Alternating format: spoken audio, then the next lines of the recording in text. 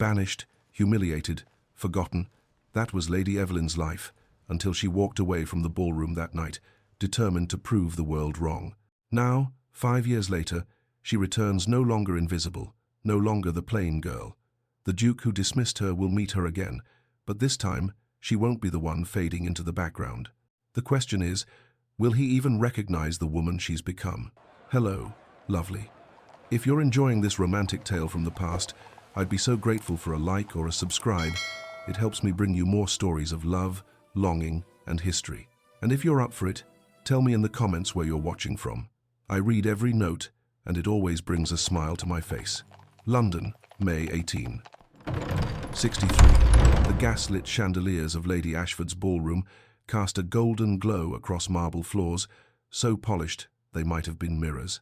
Lady Evelyn Grace Harrow stood near the terrace doors, half hidden by an arrangement of potted palms, and wondered not for the first time that evening why she had allowed herself to be persuaded to attend. The answer, of course, stood across the room in burgundy silk and garnets. Lady Beatrice Harrow, her stepmother, who collected social triumphs the way other women collected porcelain figurines. Evelyn's presence at the pinnacle event of the London season was not kindness but strategy, a contrast to make Beatrice's preserved beauty shine all the brighter. At 22, Evelyn knew precisely what society thought of her. The whispers followed her like an unwelcome shadow. Poor plain Evelyn, unfortunate girl, at least she's well-mannered. She had learned, over years of such assessments, to make herself small, unobtrusive. If she could not be beautiful, perhaps she could be invisible, and invisibility might prove kinder than scrutiny. Her gown of faded lilac muslin, outdated by at least 2 seasons, and simple in cut, where other women wore elaborate crinolines that required doorways to be navigated sideways, whispered against her legs as she shifted position. Around her, silk rustled like distant waves, punctuated by laughter that seemed always to be at someone's expense. Her light brown hair was arranged in modest braids that required no lady's maid's expertise, adorned only by her mother's single strand of pearls. The necklace was the sole piece of jewelry she owned that hadn't been sold to pay her father's gambling debts. Evelyn's grey-blue eyes moved across the glittering assembly with the careful observation of someone who had spent a lifetime watching rather than participating. She catalogued the room's geography with practiced efficiency. The receiving line where Lady Ashford held court, the dance floor where couples waltzed in complicated patterns, the refreshment tables laden with champagne and delicacies most attendees would barely touch. And there, near the grand staircase, stood the gravitational center of every female gaze in the room. Adrian Blackwell, the Duke of Blackwell, was 30 years old and possessed the kind of aristocratic bearing that seemed bred into bone and sinew. Tall and dark-haired, he wore his black tailcoat and white cravat with the casual perfection of a man who had never questioned his right to occupy space in the world. His grey eyes, a shade darker than Evelyn's own, surveyed the ballroom with the assessing coolness of someone appraising horseflesh at Tattersall's. He stood among a cluster of gentlemen, but there was no question who commanded the group. Lord Henry Vale, shorter and more jovial, with sandy hair and a quick smile, leaned close to say something that made the Duke's mouth quirk in what might have been amusement. Around them, other lords orbited like lesser planets around the sun. Evelyn had been watching the Duke peripherally, carefully for the better part of an hour, not with any foolish romantic hope. She had learned long ago not to entertain such fantasies. Rather, she watched him the way she watched everything, with the quiet attention of someone who existed on the margins and had learned to find interest in observation itself. She was so absorbed in her study that she failed to notice Lady Beatrice's approach until her stepmother's voice cut through the general murmur of conversation like a blade through silk. Poor Evelyn, Beatrice's voice carried across the immediate area with the perfect projection of someone who wished to be overheard. So plain, so forgettable. One must admire her courage in attending, knowing she'll spend the evening pressed against the wallpaper like part of the decoration. The words landed with the precision of an assassin's knife. Nearby guests, Lady Thornbury in peacock blue, Miss Pemberton with her elaborate coiffure, several others whose names Evelyn had long since stopped trying to remember, tittered behind painted fans. The sound was delicate, feminine, and utterly cruel. Evelyn's fingers tightened on her own fan until the ivory sticks threatened to crack. Her face, she knew, remained composed. Years of practice had taught her to school her features into pleasant neutrality, to absorb insults the way stone absorbed rain silently, giving nothing back. But inside, something cracked just slightly. Not broke, she had endured too much to break over mere words, but cracked, like china developing a hairline fracture that would spread, eventually, into something irreparable. She became aware of other eyes turning toward her. The assessment was swift and unanimous. Yes, poor plain Evelyn, exactly as Lady Beatrice described. The consensus was almost visible in the slight nods, the knowing glances exchanged between matrons and debutantes alike. "I say, Blackwell." Lord Henry Vale's voice rose above the whispers, loud enough that Evelyn heard every word, despite the 20 feet separating them. "Show the poor girl some kindness. One dance wouldn't kill you. It might even be considered charitable." Evelyn's breath caught. She hadn't realized the Duke's attention or his friends had turned in her direction at all. For one terrible, hopeful moment, she made the mistake of looking directly at Adrian Blackwell. His grey eyes met hers across the expanse of gleaming floor. The contact lasted perhaps 2 seconds, long enough for her to see the assessment in his gaze, the brief consideration, and then the dismissal. He looked away as one might look away from something mildly distasteful. When he spoke, his voice carried the bored drawl of absolute certainty, the tone of a man who had never questioned whether his opinions mattered. "I dance with ladies who enhance my reputation, Vale, not diminish it. I've no interest in charity cases, particularly those who seem designed by nature to fade into the drapery." The words hung in the air like smoke. Around them, conversation didn't stop. That would have been too obvious, but it shifted. The way a flock of birds shifts direction as one organism. People pretended not to have heard, while ensuring they missed not a single syllable. Evelyn could feel their satisfaction, their vindication. Here was confirmation of what they all believed. She was beneath notice, unworthy even of pity. Lady Beatrice's smile was triumphant. For a long moment, Evelyn simply stood there, her untouched glass of champagne growing warm in her gloved hand. She could feel the weight of expectations settling on her shoulders like a cloak. They expected tears, expected her to flee in humiliation, expected some dramatic display of feminine distress that would provide entertainment for the remainder of the evening and gossip for the week to follow. She would not give them that satisfaction. With movements as deliberate as a dancer's, Evelyn set down her champagne glass on a nearby table. She met Lady Beatrice's gaze, directly saw the challenge there, the triumph, the casual cruelty that had characterized their relationship since her father's remarriage 8 years ago. Then, without a word, she turned and walked toward the ballroom's exit. She did not hurry, did not gather her skirts and run. She simply moved through the crowd with measured grace, her spine straight, her face composed. The sea of silk and jewels parted slightly to let her pass, whispers following in her wake like foam trailing a ship. "Did you hear what the Duke said? Designed to fade into the drapery, how cutting. Poor thing. Though he's not wrong, is he? Where is she going? Probably to compose herself. How embarrassing." Evelyn heard none of it. Or rather, she heard all of it and let it wash over her without penetration, the way one might let rain fall without truly feeling wet. She had learned this skill over years of being the object of such commentary. The terrace doors stood open to admit the cool May evening. She stepped through them into darkness punctuated by starlight, into air that smelled of coal smoke and distant gardens rather than perfume and candle wax. Out here, the sounds of the ballroom became muffled violin music, and laughter reduced to a pleasant murmur, like the ocean heard from a great distance. Evelyn moved to the stone balustrade and gripped it with both hands, grateful for the cool solidity of marble beneath her fingers. The night sky stretched above her, vast and indifferent. Stars glittered with cold beauty, utterly unconcerned with the dramas unfolding in ballrooms below. London sprawled in all directions, a constellation of gaslight and shadow. For the first time that evening, for the first time in longer than she could remember, Evelyn allowed her composure to crack. A single tear slid down her cheek, warm against her cool skin. She brushed it away quickly, almost angrily. "I will not break," she whispered to the indifferent stars. "I will not give them that satisfaction." The words were a vow, a promise to herself that whatever happened next, she would endure it with the same quiet dignity she had cultivated over years of being invisible, overlooked, dismissed. Behind her, the ball continued. The Duke of Blackwell doubtless danced with ladies who enhanced his reputation. Lady Beatrice accepted compliments on her gown, her beauty, her social acumen. The world turned on its axis, Utterly unchanged by one unremarkable woman's humiliation, Evelyn stood alone on the terrace until the cold drove her inside, and then she slipped through the corridors of Ashford House to find a footman to summon her carriage. She did not return to the ballroom.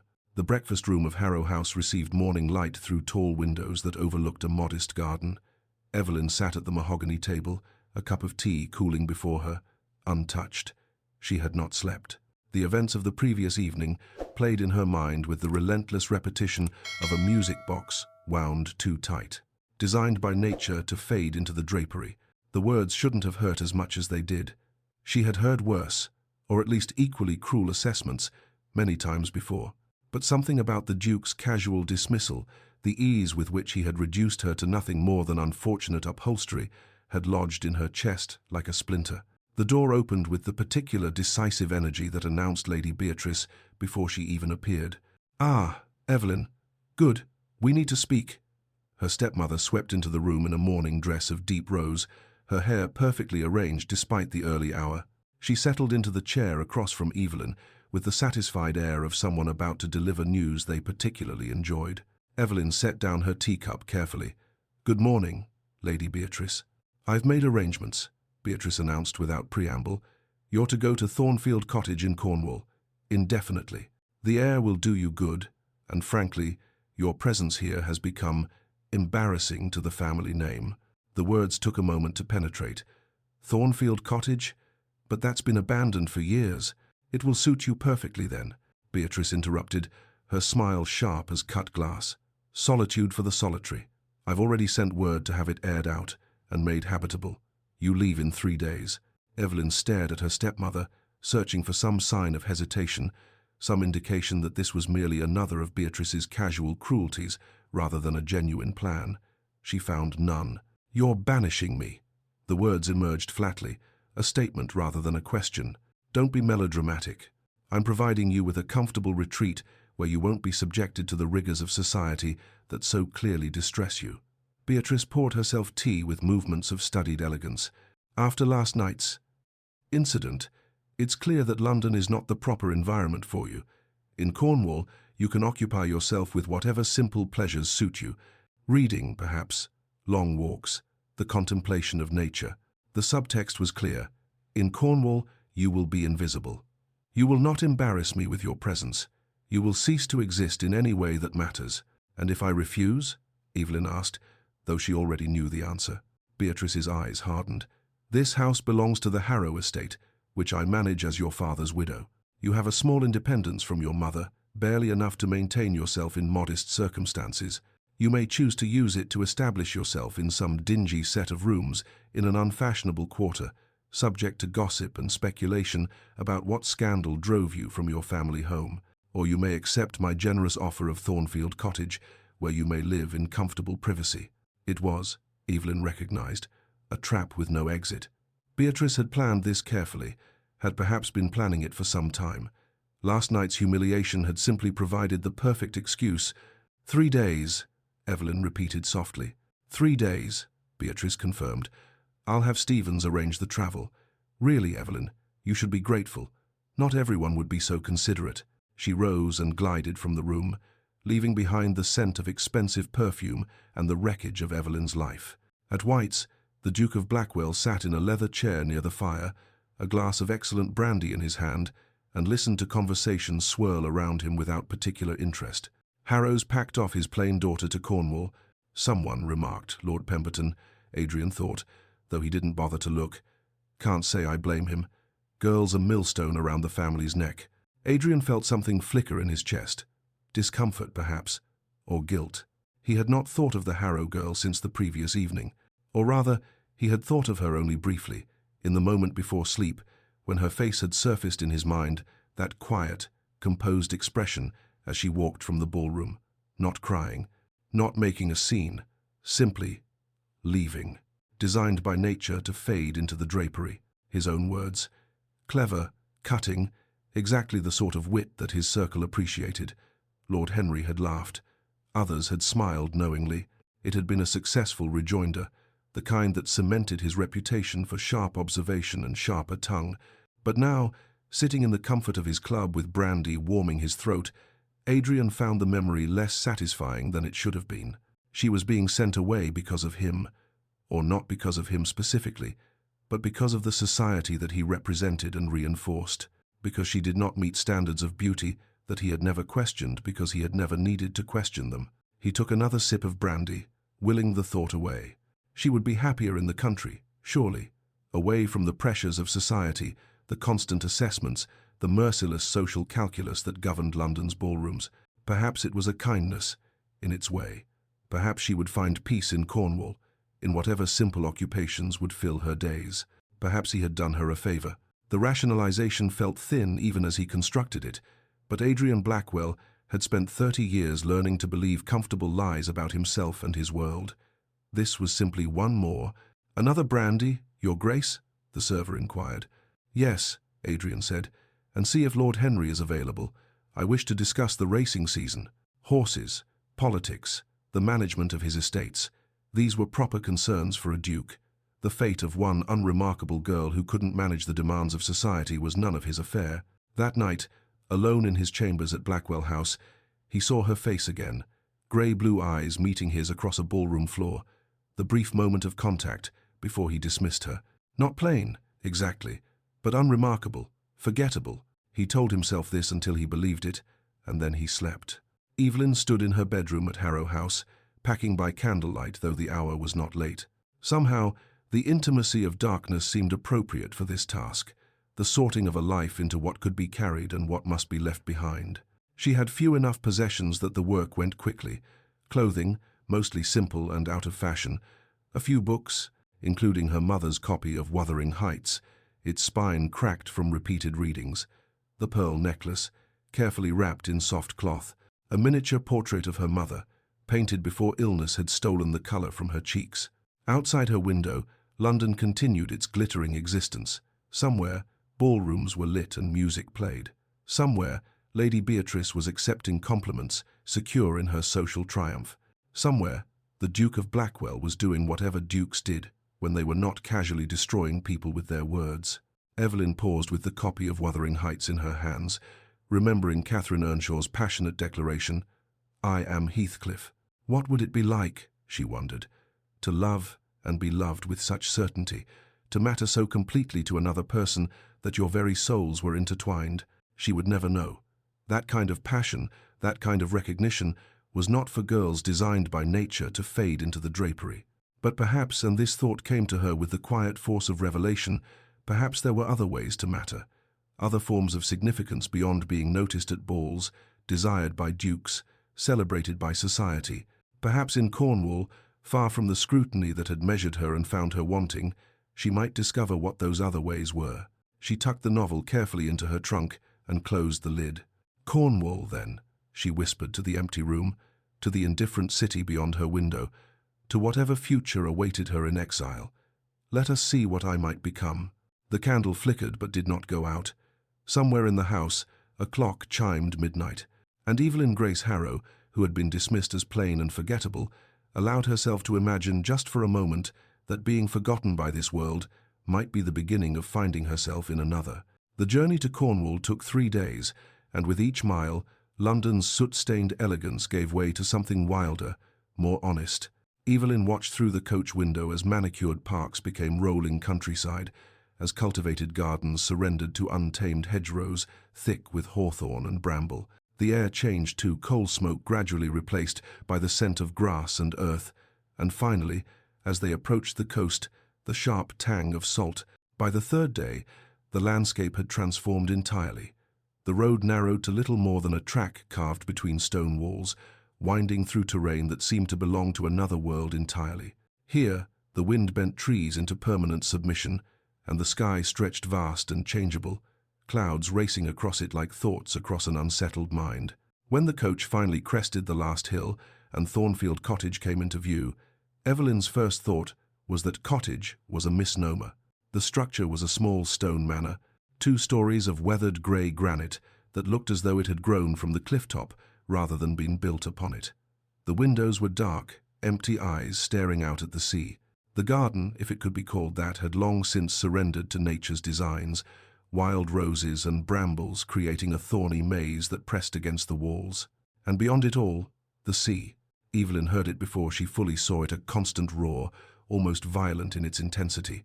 Waves crashed against the cliffs below with a force that seemed determined to pull the land itself into the depths. The sound was nothing like the genteel water features of London's parks. This was raw, elemental, utterly indifferent to human presence. The coach door opened, and a weathered woman in her 60s stood waiting. She wore simple grey wool and a white cap, her face lined by years of coastal wind, her eyes sharp and assessing. "You'll be Lady Evelyn, then?" It was not quite a question. "I'm Mrs. Wren. I've aired out the east bedroom and laid a fire. Supper's simple, we've no staff for fancy London cooking." Evelyn stepped down from the coach, her legs unsteady after 3 days of travel. "Thank you, Mrs. Wren. I'm grateful for your preparation." The older woman's eyes softened slightly. "You look half frozen, miss. Come inside before this wind cuts through you." The interior of Thornfield was clean but spare. Mrs. Wren had clearly done her best, but no amount of dusting could disguise the cottage's fundamental emptiness. Minimal furniture, faded curtains that had once been blue, floors of dark wood that echoed with each footstep. The fire in the drawing-room hearth provided warmth, but made the shadows in the corners seem deeper by contrast. "I'll bring your supper to the dining room in an hour," Mrs. Wren said. "The east bedroom is up the stairs, first door on the left. I'll have your trunk brought up directly." Then she was gone, her footsteps receding toward what Evelyn assumed must be the kitchen, leaving her alone in this strange, stark house that was now, apparently, her home. The first weeks passed in a haze of profound isolation. Evelyn wandered the rooms of Thornfield like a ghost, learning its geography through repetition. The drawing room with its faded chairs, the dining room where she took solitary meals, Mrs. Wren's simple cooking served on china that had seen better days, the small morning room overlooking the wild garden, the library, though it hardly deserved the name, containing perhaps 40 books, their leather bindings cracked with age. She wrote letters because it gave her something to do, some connection to the world she'd left behind. To her father: "Dear Papa, I have arrived safely in Cornwall. Thornfield is remote but adequate. I hope you are well. I remain your devoted daughter, Evelyn." No response came. To Charlotte Pemberton, who had been something approximating a friend at finishing school: "Dear Charlotte, you may have heard I've removed to Cornwall for my health. The sea air is quite bracing. I hope London continues to agree with you. Yours, Evelyn." Charlotte's reply arrived 3 weeks later, a single page of polite nothings that made clear she considered their acquaintance concluded. "How adventurous you are, dear Evelyn, to embrace such rustic solitude. I'm sure it suits you. London remains delightful as always. I must close as Lady Worthington's ball begins in 2 hours. With warm regards, C. Pemberton." The subtext was unmistakable. "I am dancing in ballrooms while you rot in exile. We have nothing more to say to one another." After that, Evelyn wrote only in her journal, pages filled with observations that no one would ever read, descriptions of the sea's changing moods, catalogues of her own loneliness, questions without answers about what she was meant to do with the remainder of her life. 3 weeks into her exile, a massive storm struck the coast. Evelyn stood at her bedroom window, watching nature's violence unfold with a kind of terrible fascination. The wind shrieked around the cottage's corners, rattling window panes in their frames. Rain fell in sheets so thick the garden disappeared into grey nothing, and the sea transformed into something monstrous, waves towering higher than houses before crashing against the cliffs with force that shook the ground. It was beautiful, terrifying and beautiful. As she watched, something inside Evelyn cracked. Not broke, she had thought herself broken already, but cracked, like ice giving way to spring thaw.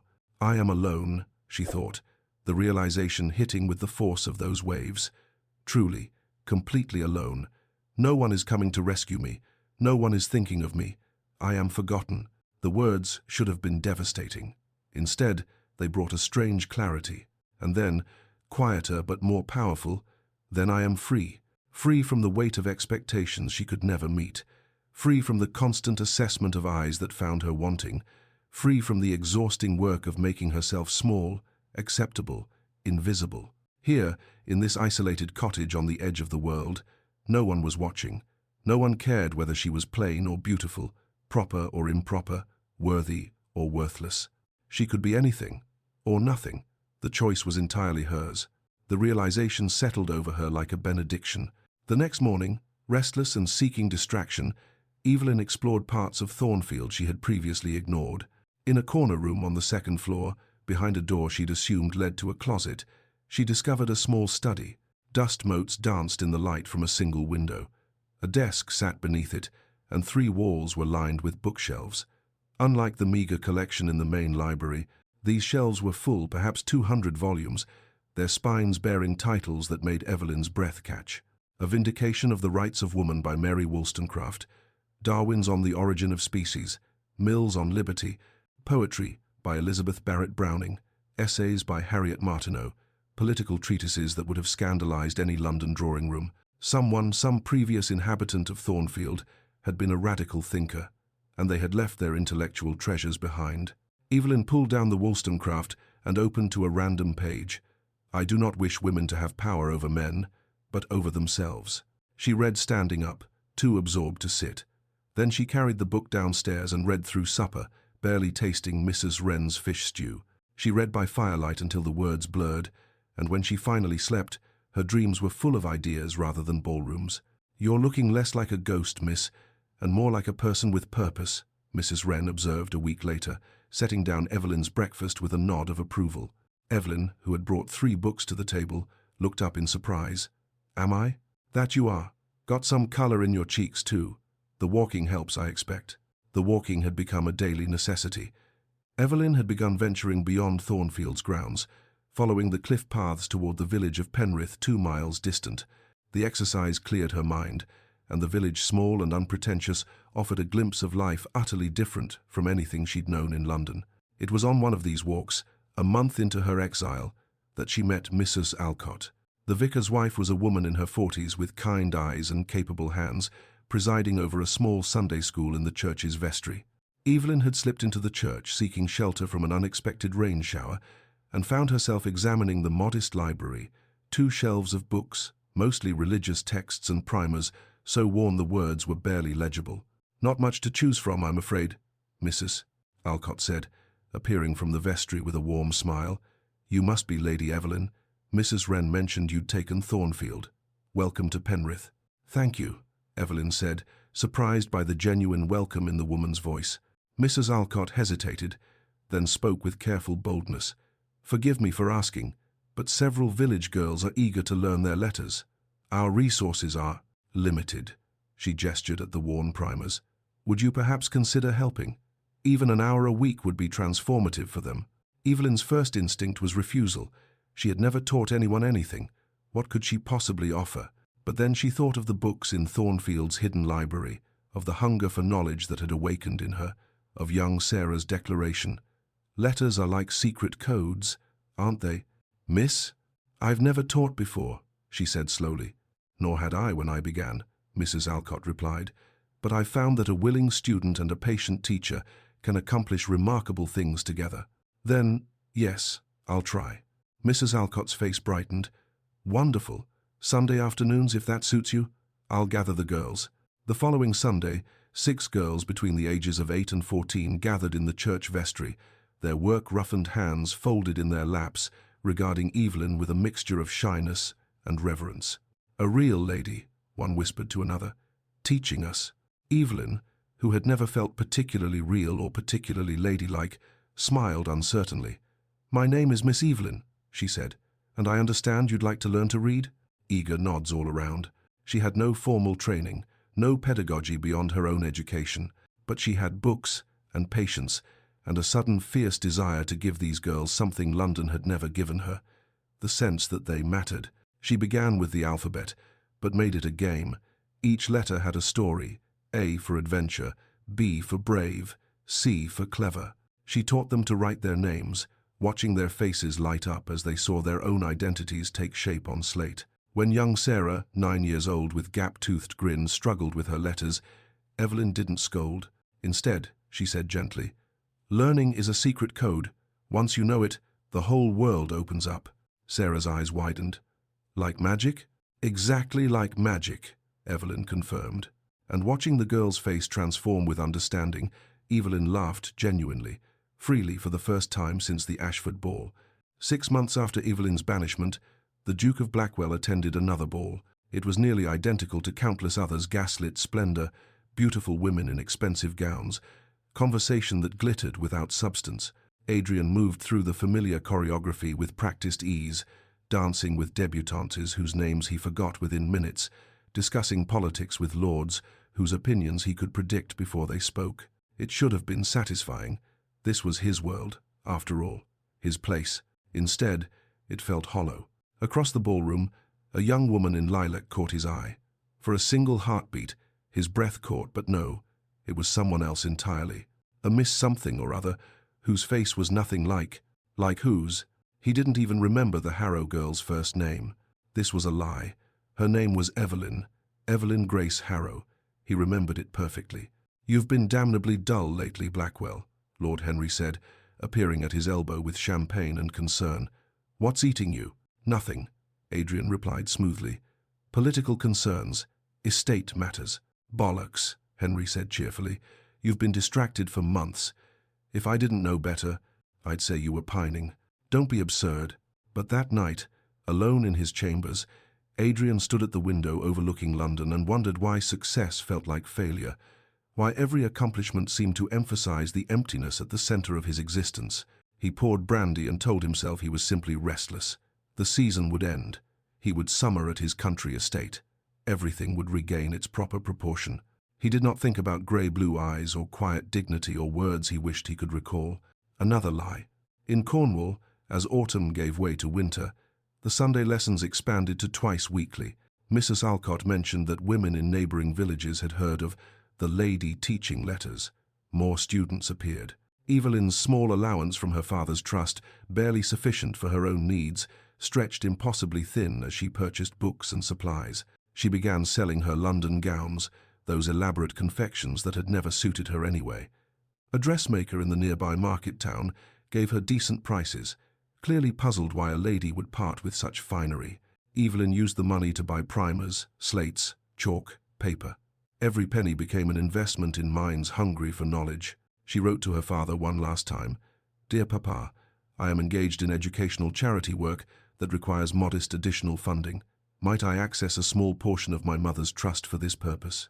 No response came, but 3 months into her teaching, young Sarah read an entire page of scripture, aloud, in church. The congregation, fishermen and their families, people who worked with their hands and knew the value of perseverance, burst into spontaneous applause. Sarah's father, a gruff man whose hands were scarred from nets and hooks, had tears streaming down his weathered face, and Evelyn felt something she had never experienced in London's grandest ballrooms: genuine worth. One evening, as winter approached, Evelyn stood before the cottage's single full-length mirror. The same light brown hair, the same grey-blue eyes, the same unremarkable features that London society had called plain, forgettable, designed by nature to fade into the drapery. But as she studied her reflection, she realized something had changed, not in her face, but in the way she inhabited it. "They said I was forgettable," she whispered to her reflection. "Perhaps I was, because I believed them, because I made myself small. But what if I stopped trying to be what they wanted and became something entirely my own?" The question hung in the air, unanswered but powerful. She thought of her students' eager faces, of Mrs. Alcott's gratitude, of the way learning transformed people from the inside out. She thought of the books in Thornfield's hidden library and the ideas they contained: radical, dangerous, true. She thought of London, where she had spent 22 years trying to be acceptable and failing. And she thought of Cornwall, where in 6 months she had built something real. The choice crystallized with perfect clarity. She would stay, not as an exile enduring banishment, but as a woman claiming her life. She would build her school, teach her students, transform not her face, but her existence into something that mattered. Summer gave way to autumn, autumn to winter, winter to spring again. And with each turning, Evelyn Grace Harrow became less the girl London forgot and more the woman Cornwall needed. One evening in late spring, as sunset painted the sky in shades of amber and rose, Evelyn stood on the cliffs above Thornfield. The wind pulled her hair loose from its pins, sending it streaming behind her like a banner. Under her arm, she carried a stack of books, new primers she'd purchased from the sale of her last London gown. Behind her, Smoke rose from Thornfield's chimneys. The cottage was no longer cold and abandoned.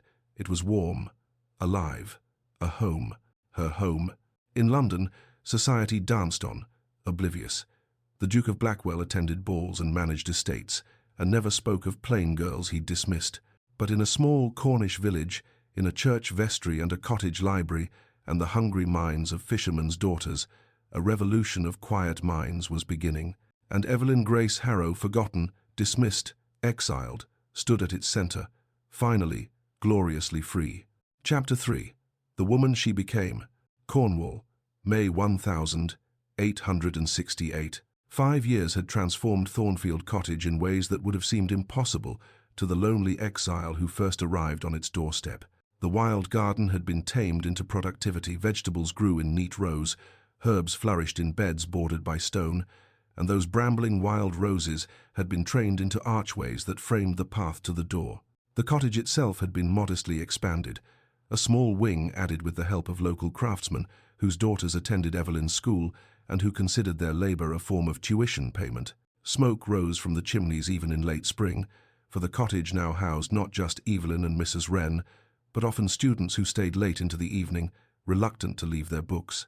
At 27, Evelyn Grace Harrow looked much as she had at 22, the same light brown hair, the same grey-blue eyes, the same features that London had deemed unremarkable. But something fundamental had shifted in the way she inhabited her body, her space, her life. She wore simple clothing now, well made from practical fabrics that could withstand coastal wind and chalk dust. Her hair was styled more loosely, naturally, without the rigid propriety that London demanded.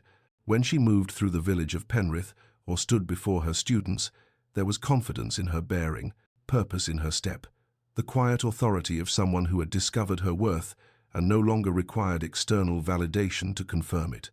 On this particular morning, she stood in the converted barn that now served as street, Morwen's School for Women, watching her students, 20 of them now, ranging from 8 to 45, bent over their copybooks, practicing the week's grammar lesson.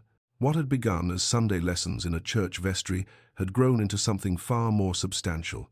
The barn, donated by a farmer whose wife had learned to read at age 50 and wept with joy at managing her first letter to her sister, had been transformed into a proper schoolhouse. Desks stood in neat rows purchased with mysterious donations Evelyn still couldn't explain. Shelves lined one wall, filled with books on every subject she could acquire. Maps hung beside the chalkboard where Evelyn taught not just reading and writing, but arithmetic, basic science, household economy, even art appreciation. Miss Evelyn? Young Sarah, not so young anymore at 14, serving now as assistant teacher, approached with a question from one of the newer students. Yes, Sarah? Mrs. Pascoe is confused about the subjunctive mood. Evelyn smiled. 5 years ago, Sarah had struggled with her letters. Now she used terms like subjunctive mood with casual confidence. Let's review it together, shall we? The morning passed in the comfortable rhythm of education. Lessons, questions, small breakthroughs that Evelyn had learned to recognize and celebrate. When the clock struck noon and students began gathering their things, several lingered to discuss the week's reading assignment, an essay by Harriet Martineau that Evelyn would never have dared assign in a London drawing room, but which her Cornish students debated with fierce intelligence.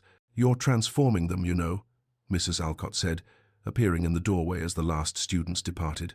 The vicar's wife had become a close friend over the years, a partner in the work of education. Mary Pascoe told me her daughter is keeping household accounts for the pottery works now, getting paid for it too. The education transforms them, Evelyn corrected gently. I'm merely the facilitator. Don't be modest. You've built something extraordinary here. Mrs. Alcott handed her a newspaper, the Exeter Chronicle. Have you seen this week's edition? Evelyn scanned the article her friend indicated, feeling heat rise to her cheeks as she read, Lady Evelyn Harrow's innovative educational methods elevate the minds of Cornwall's working women. Street. Morwen's School stands as testimony to what can be accomplished when vision meets dedication. Her curriculum goes beyond basic literacy to encompass true intellectual development, preparing women not merely for domestic service, but for economic participation and civic engagement. Regional fame, Mrs. Alcott said with satisfaction. Well deserved. But fame, however regional, made Evelyn uncomfortable. She had built the school not for recognition but because the work itself mattered, because watching minds awaken to their own potential was the most satisfying thing she'd ever experienced. "Speaking of recognition," she said, changing the subject, "another donation arrived yesterday. £200, same as always. No name, just a London postmark." Mrs. Alcott's eyebrows rose. "That's the what? 12th such donation?" "13th. They've been arriving quarterly for 3 years now. Mrs. Wren thinks it's someone from your past making amends." "Mrs. Wren watches too much melodrama in the village productions," Evelyn said, though she'd wondered the same thing herself. "More likely it's a charitable organisation that prefers anonymity." But £200 was no small sum, and the consistency of the donations suggested personal investment rather than institutional charity. Whoever the benefactor was, they had made Street, Morwen's expansion possible, the new desks, the growing library, and now art supplies for the drawing class Evelyn planned to introduce. "I wish I could thank them properly," she admitted, "or at least understand why they help. Perhaps they simply believe in what you're doing. Perhaps." But the mystery nagged at her, a puzzle with missing pieces. 2 years into her exile before the school, before the recognition, when Thornfield was still primarily a refuge from the world Evelyn had discovered she could paint, it began as therapy, really. Long afternoons with nothing but her thoughts had threatened to drive her mad, so she'd purchased watercolors and paper from the village shop and attempted to capture Cornwall's dramatic landscapes. She had no training, only observation, and a desperate need to create something beautiful from her isolation. To her surprise, she had talent. Her early work was tentative seascapes and cliff views, flowers from the garden, the play of light on water. But gradually, her subjects shifted. She began painting people, the fishwife who sold mackerel in the village square, her face weathered by wind and lined by years, but with eyes that held profound kindness. The midwife who had delivered half of Penrith's children, her capable hands folded in her lap. The widow who ran a successful pottery business, clay perpetually under her fingernails. Women of worth whom society never bothered to paint. She called the collection Unseen, portraits that insisted on visibility for those the world habitually overlooked. 3 months ago, a travelling art dealer from Exeter had stopped in Penrith and somehow found his way to Thornfield. He'd seen her work and offered to exhibit it in a small gallery. "These are extraordinary, Lady Evelyn," he'd said, studying the portrait of the fishwife with genuine admiration. "You capture not just appearance but essence. London would—" "Not London," she'd interrupted quickly. "Exeter, then. A modest showing.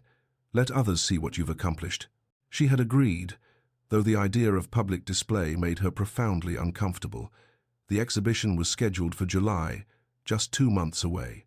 But now, everything had changed.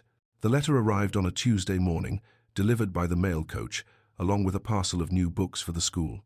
Evelyn recognized the London solicitor's seal before she opened it, and her stomach tightened with inexplicable dread.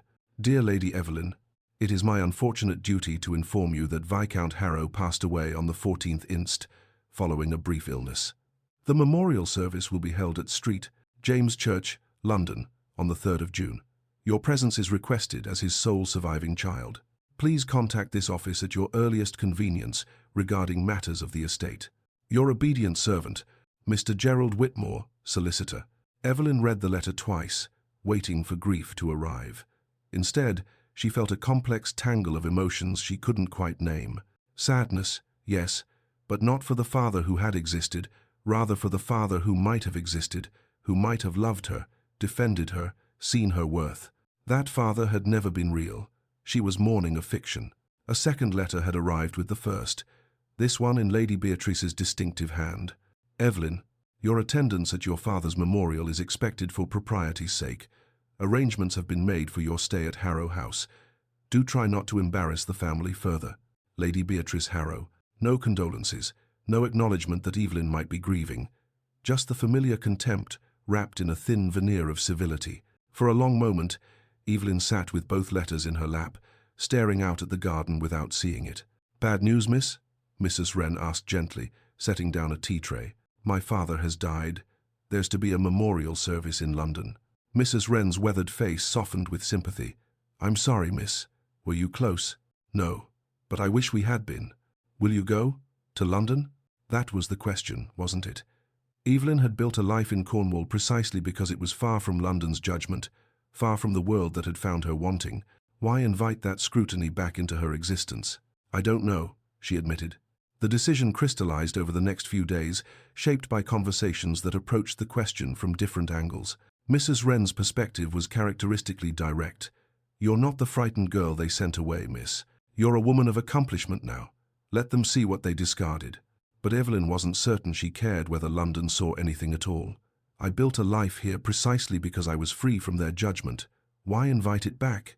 It was Sarah, surprisingly, who provided the argument that resonated most deeply. The girl appeared at Thornfield one evening, ostensibly to return borrowed books but clearly wanting to discuss something more substantial. You're thinking about the London Memorial, she said, not a question.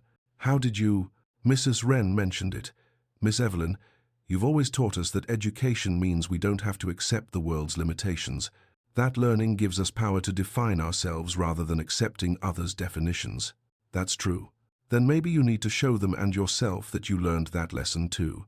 Evelyn looked at this girl she'd taught to read 5 years ago, now poised on the edge of young womanhood, and saw in her the transformation that education could accomplish. Sarah was right.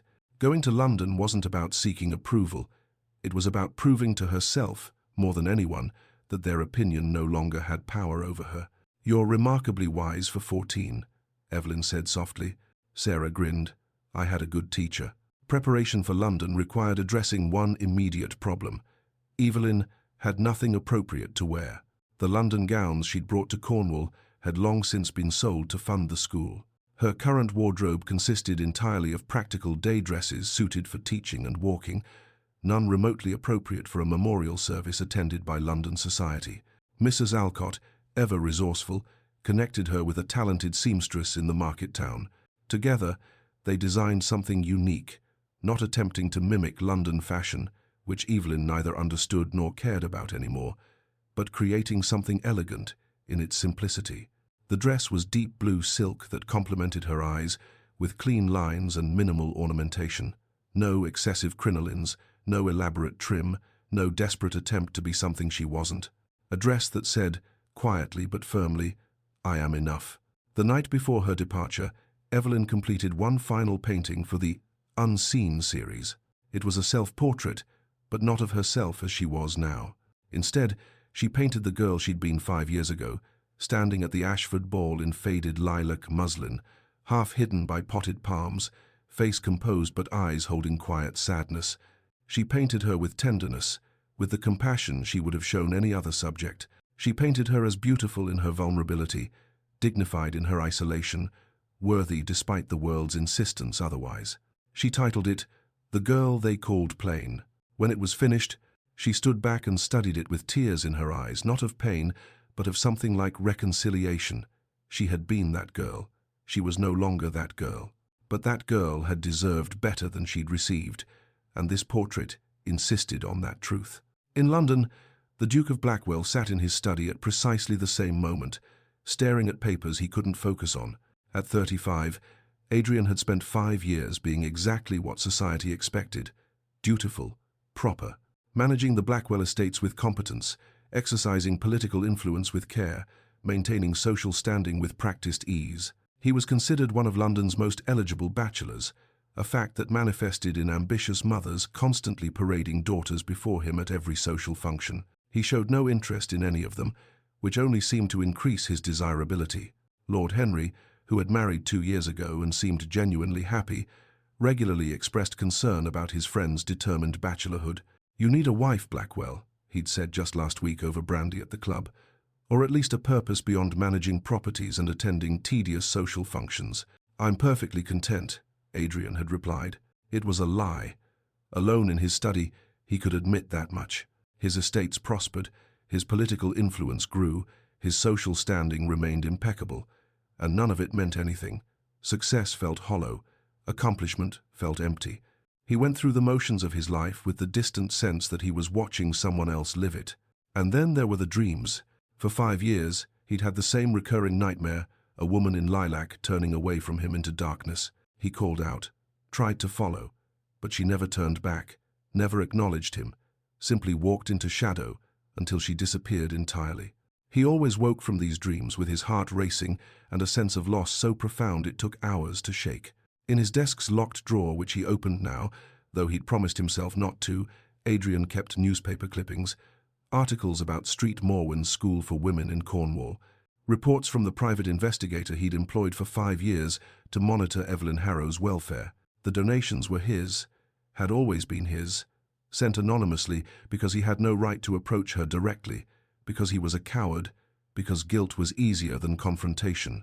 The most recent investigator's report lay atop the pile. Subject continues educational work with apparent success. School enrollment has expanded significantly. Local community holds her in high regard. Note: subject will return to London on 2nd June for Father's memorial service. Will remain approximately 1 week at Harrow House. Adrian had read that final paragraph perhaps 50 times since receiving it 3 days ago. She was coming back. After 5 years, Evelyn Grace Harrow was returning to London, and he would see her again. The prospect filled him with a fear more profound than anything he'd experienced in years. What would he say to her? How could he possibly explain 5 years of silent observation, anonymous donations, carefully maintained distance? How could he explain that the woman he'd dismissed as forgettable had haunted him every day since? He couldn't. There were no words adequate to the task. And yet, she was coming. Ready or not, worthy or not, he would face the woman he'd destroyed. The day before departure, Evelyn stood on the cliffs above Thornfield one final time, watching the sun set over the sea in shades of amber and rose. Behind her, the cottage glowed with lamplight. Smoke rose from its chimneys. It was warm, alive, utterly hers. Before her, the sea stretched endless and indifferent, just as it had 5 years ago when she'd arrived in exile. But she was not the same woman who had stood here then. "I returned to London not as the girl they banished," she whispered to the wind, "but as the woman I've become. Whatever happens, they can never take that from me." The wind caught her hair, pulling it loose from its pins. She let it stream behind her, unconcerned with propriety or appearance. Here, she was free. That freedom lived inside her now, portable, permanent. London could not take it away. In his study, Adrian burned 5 years of correspondence letters he'd written to Evelyn and never sent, drafts of apologies he'd never delivered, confessions he'd never had the courage to speak aloud. The flames consumed them eagerly, turning carefully chosen words into ash and smoke. When they were gone, he stared at his reflection in the window's dark glass and hated what he saw. A man of privilege and position who had accomplished nothing that mattered. A duke whose title was the most interesting thing about him. "She's coming back," he said to his reflection. "God help me, she's coming back, and I am wholly unprepared for my reckoning." Outside, London continued its glittering existence, oblivious to the quiet drama unfolding in drawing rooms and studies across the city. The memorial service was in 4 days. In 4 days, Adrian Blackwell would see Evelyn Grace Harrow again and discover whether 5 years had been enough time to become someone worthy of her forgiveness. He suspected, with sinking certainty, that 5 lifetimes wouldn't be enough. But time, merciless and indifferent, was running out. London, 1868.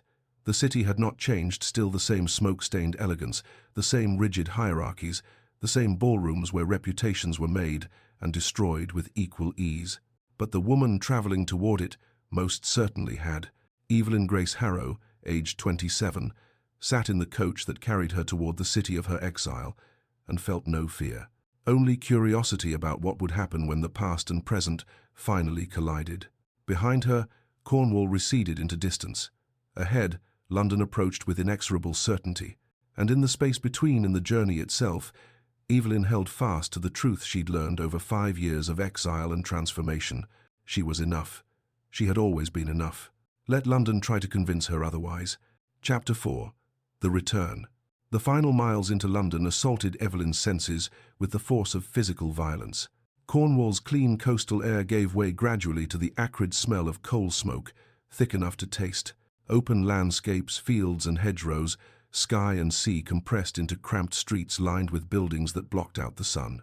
The silence she'd grown accustomed to, broken only by wind and waves, surrendered to cacophony. Vendors shouting, carriage wheels clattering on cobblestones, the constant press of humanity, creating a wall of noise. After 5 years away, London felt like a foreign country. Evelyn watched through the coach window with new, critical eyes.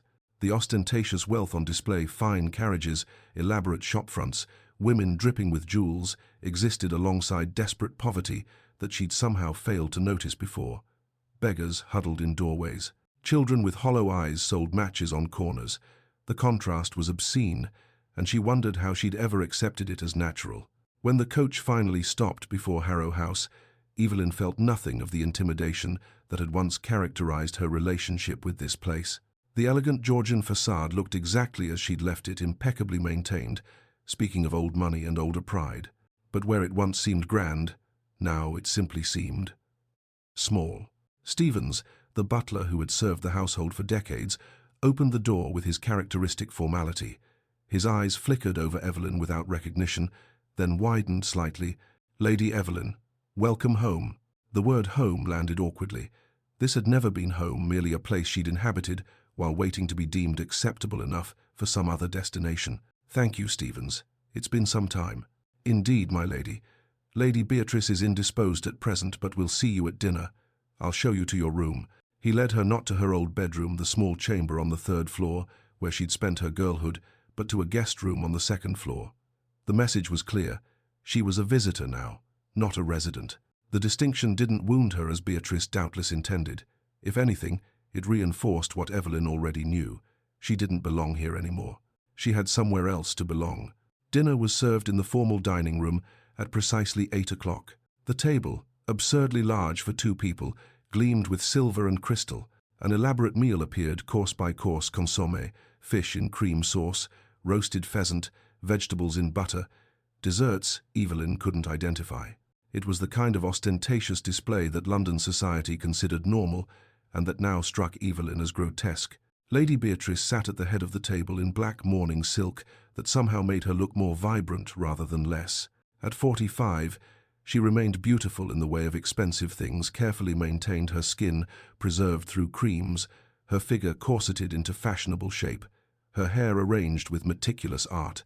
Her eyes raked over Evelyn with an assessment that couldn't quite conceal surprise. Whatever she'd expected, a broken creature, diminished by exile, this poised woman clearly wasn't it. "How provincial you've become, Evelyn," Beatrice said, her voice carrying the particular sweetness that preceded cruelty. "That dress is certainly simple. I suppose Cornish standards differ from civilized society." 5 years ago, the comment would have made Evelyn shrink into herself. Now, she simply smiled calmly and took a sip of wine. "Cornish standards value substance over ornamentation," she replied. "I found it refreshing." Beatrice's fork paused halfway to her mouth. For just a moment, uncertainty flickered across her face, as if the script she'd used for years no longer applied. "Well," she said, recovering quickly, "I suppose 5 years of isolation would give one peculiar ideas about propriety." 5 years of purpose," Evelyn corrected gently. "I've been quite occupied with my school." "Ah yes, your little educational project. How quaint." Evelyn let the dismissal pass without response. Engaging with Beatrice's barbs gave them power. Silence rendered them impotent. They ate in uncomfortable quiet, punctuated by the clink of silverware. Finally, Beatrice spoke again. "The memorial service is in 2 days. Tuesday at 11 o'clock, St. James Church. You're expected to attend, naturally, though you understand that public addresses from women are unseemly. The vicar will deliver the eulogy. If the vicar requests my participation, I'll honor Father's memory as I see fit," Evelyn said quietly. Beatrice's eyes narrowed. "You've become quite bold in your exile." "I've become honest. There's a difference." Another pause, longer this time. Then Beatrice continued with studied casualness. "Everyone of importance will attend, of course. The Thornburys, the Ashfords, Lord Henry Vale and his new wife. Even the Duke of Blackwell has confirmed his attendance." Evelyn's fingers tightened momentarily on her wine glass. Her breathing paused, just for a heartbeat. Then composure returned, smooth as glass over troubled water. "I see," she said. Beatrice smiled, satisfied at having landed a blow. "I thought you should be prepared. It would be unfortunate if you were overcome by unexpected encounters." "How thoughtful of you to be concerned." The sarcasm was subtle enough to maintain plausible deniability, but Beatrice heard it. Her mouth thinned into an angry line. "You may excuse yourself, Evelyn. I find I've lost my appetite." Evelyn rose with grace, nodded politely, and left the dining room without another word. But that night, alone in the guest room with London's noise drifting through her window, her calm facade cracked slightly. She would see him again. Adrian Blackwell, the man whose casual cruelty had exiled her, whose words had confirmed every fear she'd ever harbored about her worth. Did it still hurt? She probed the memory carefully, like testing a healed wound. There was tenderness, yes, the ghost of old pain. But the sharp, bleeding agony had scabbed over, scarred, become something she'd survived rather than something that defined her. She could face him. She would face him. And his opinion, whatever it might be, no longer had the power to destroy her. The next morning, Beatrice insisted they visit Madame Dubois' exclusive dress shop for proper mourning attire. "You cannot possibly attend the memorial in that provincial dress," she declared over breakfast. "Whatever Cornwall's standards, London has expectations." Evelyn agreed, primarily because it gave her an excuse to leave Harrow House. The shop, located in an elegant part of Mayfair, was all gilt mirrors and plush carpets, gowns displayed like works of art. They were examining black silks when familiar voices made Evelyn's spine stiffen. "Such a tragedy about Lord Harrow," Lady Thornbury was saying to her daughter as they entered the fitting area. "I understand he had a daughter, but she disappeared years ago. Scandal of some sort, I believe." Evelyn turned slowly. Lady Thornbury looked exactly as she had 5 years ago, a woman in her 50s who clung to youth through expensive clothing and rigid propriety. Beside her, Cecilia had matured from cruel girl to cruel woman, her beauty as sharp and cold as cut crystal. They didn't recognize Evelyn at first. Their eyes slid past her as they would past any unremarkable person. Beatrice's smile was malicious with pleasure. "Allow me to reintroduce my stepdaughter, Lady Evelyn." The women's eyes widened in perfect synchronization.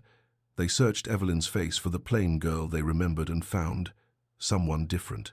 Not transformed in features, she looked essentially the same but different in presence, in the way she held herself, in the steady composure of her gaze. "Lady Evelyn."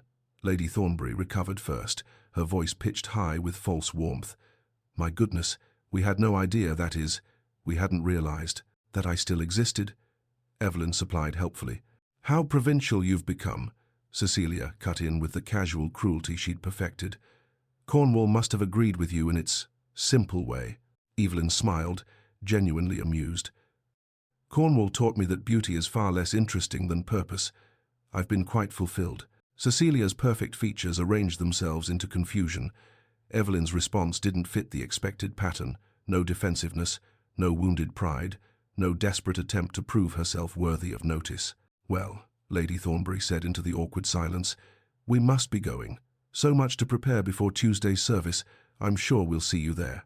They departed with indecent haste, leaving Beatrice frustrated and Evelyn oddly satisfied. At White's, Lord Henry mentioned casually over cards, "Harrow's memorial is Tuesday. Understand the daughter's returned from wherever she was hidden." "Cornwall, was it?" Adrian kept his eyes on his hand, arranging cards with fingers that wanted to tremble. "I wasn't aware Harrow had a daughter."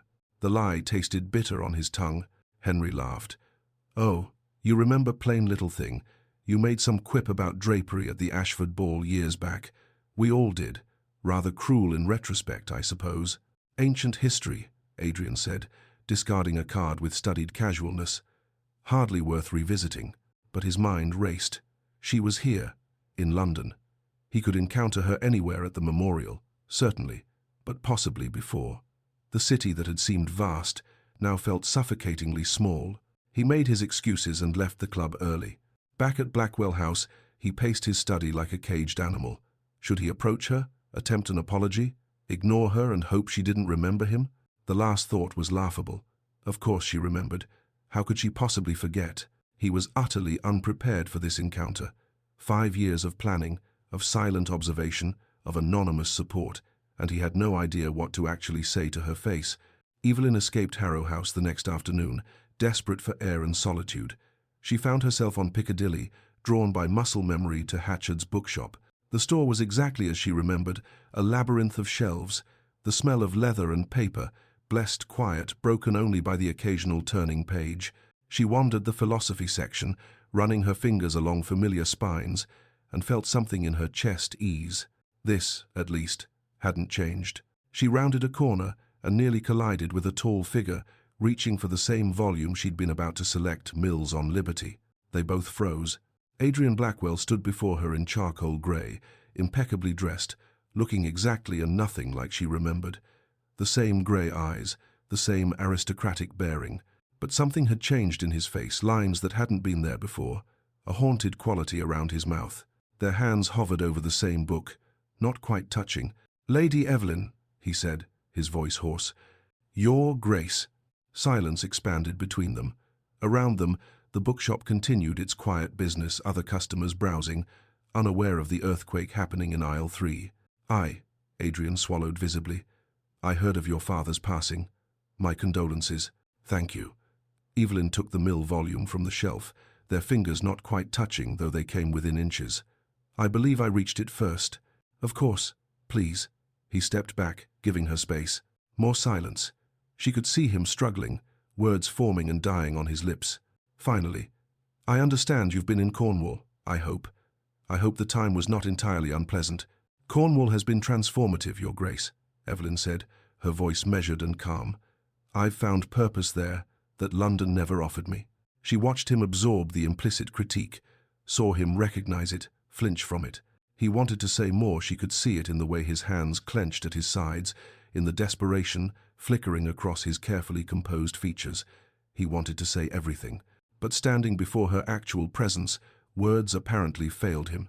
"I'm glad to hear it," he said finally. "Pathetic, cowardly." She saw him recognize this, even as the words left his mouth. Evelyn studied him with calm assessment, and he seemed to shrink under her gaze despite his superior height. There was something broken in him, something that perhaps had always been there but was now visible. She felt, surprisingly, something like pity. "If you'll excuse me," she said finally. "I have much to prepare before the memorial." She nodded politely, made her purchase, and left.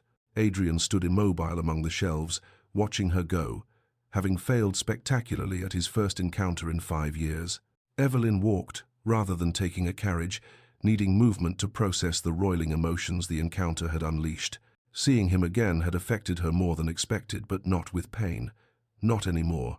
What she felt was more complex, harder to name. Surprise at his haunted appearance. Curiosity about what had happened to him in 5 years. And yes, that unexpected pity. He looked like a man pursued by ghosts. She wondered if one of those ghosts was her. But whatever Adrian Blackwell's torments, they were his to carry.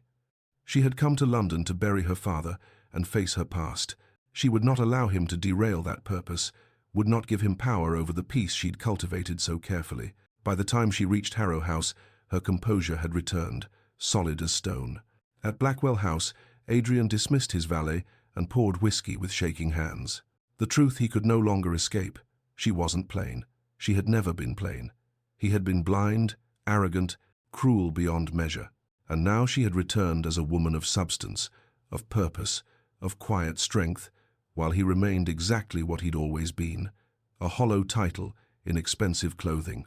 A man who had accomplished nothing that mattered. He could not let her leave London without truly speaking to her, without attempting real amends. Even if she rejected him, when she rejected him, he had to try. He sat at his desk and drafted a letter requesting a private audience. 5 versions later, they all sounded self-serving, manipulative, desperate. He burned them all and watched the words turn to ash.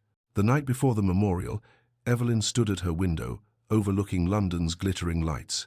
Tomorrow she would face the entirety of society that had dismissed her.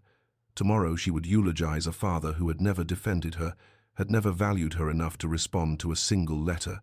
She felt no fear, only a quiet determination. "Let them see what they discarded," she whispered to the indifferent city. "Let them wonder what they missed, and let them realize, far too late, that their opinion never mattered at all." Across London, in his own house, Adrian stared at the same sky and whispered to the darkness, "Tomorrow. Tomorrow I'll find the courage I should have had 5 years ago." But tomorrow would bring revelations neither of them anticipated, and courage alone would not be enough. The morning of the memorial dawned grey and threatening, clouds hanging low over London like a widow's veil. Street, James Church on Piccadilly, began filling early with society's elite lords and ladies in elegant black, arriving in polished carriages, ostensibly to pay respects to a man most had barely known, but whose memorial service represented a social obligation they couldn't ignore. In the guest room at Harrow House, Evelyn dressed with careful deliberation. The black silk gown was the one concession to London fashion she'd made commission from the local seamstress, but acknowledging the city's mourning conventions. It fit her perfectly, elegant in its simplicity, speaking of respect without ostentation. Mrs. Wren, who had insisted on accompanying Evelyn to London despite protests, helped arrange her hair. The older woman's weathered hands were surprisingly deft, pulling Evelyn's light brown locks into a simple style that was elegant precisely because it didn't try too hard. Pulled back to reveal her face rather than hide it. "Hold your head high, miss," Mrs. Wren said softly, meeting Evelyn's eyes in the mirror. "You've nothing to be ashamed of, and they've much to answer for." Evelyn smiled at her reflection, not the uncertain girl who had left London 5 years ago, but a woman who knew her worth. "Thank you, Mrs. Wren, for everything. Just speaking truth, miss, as you taught me to do."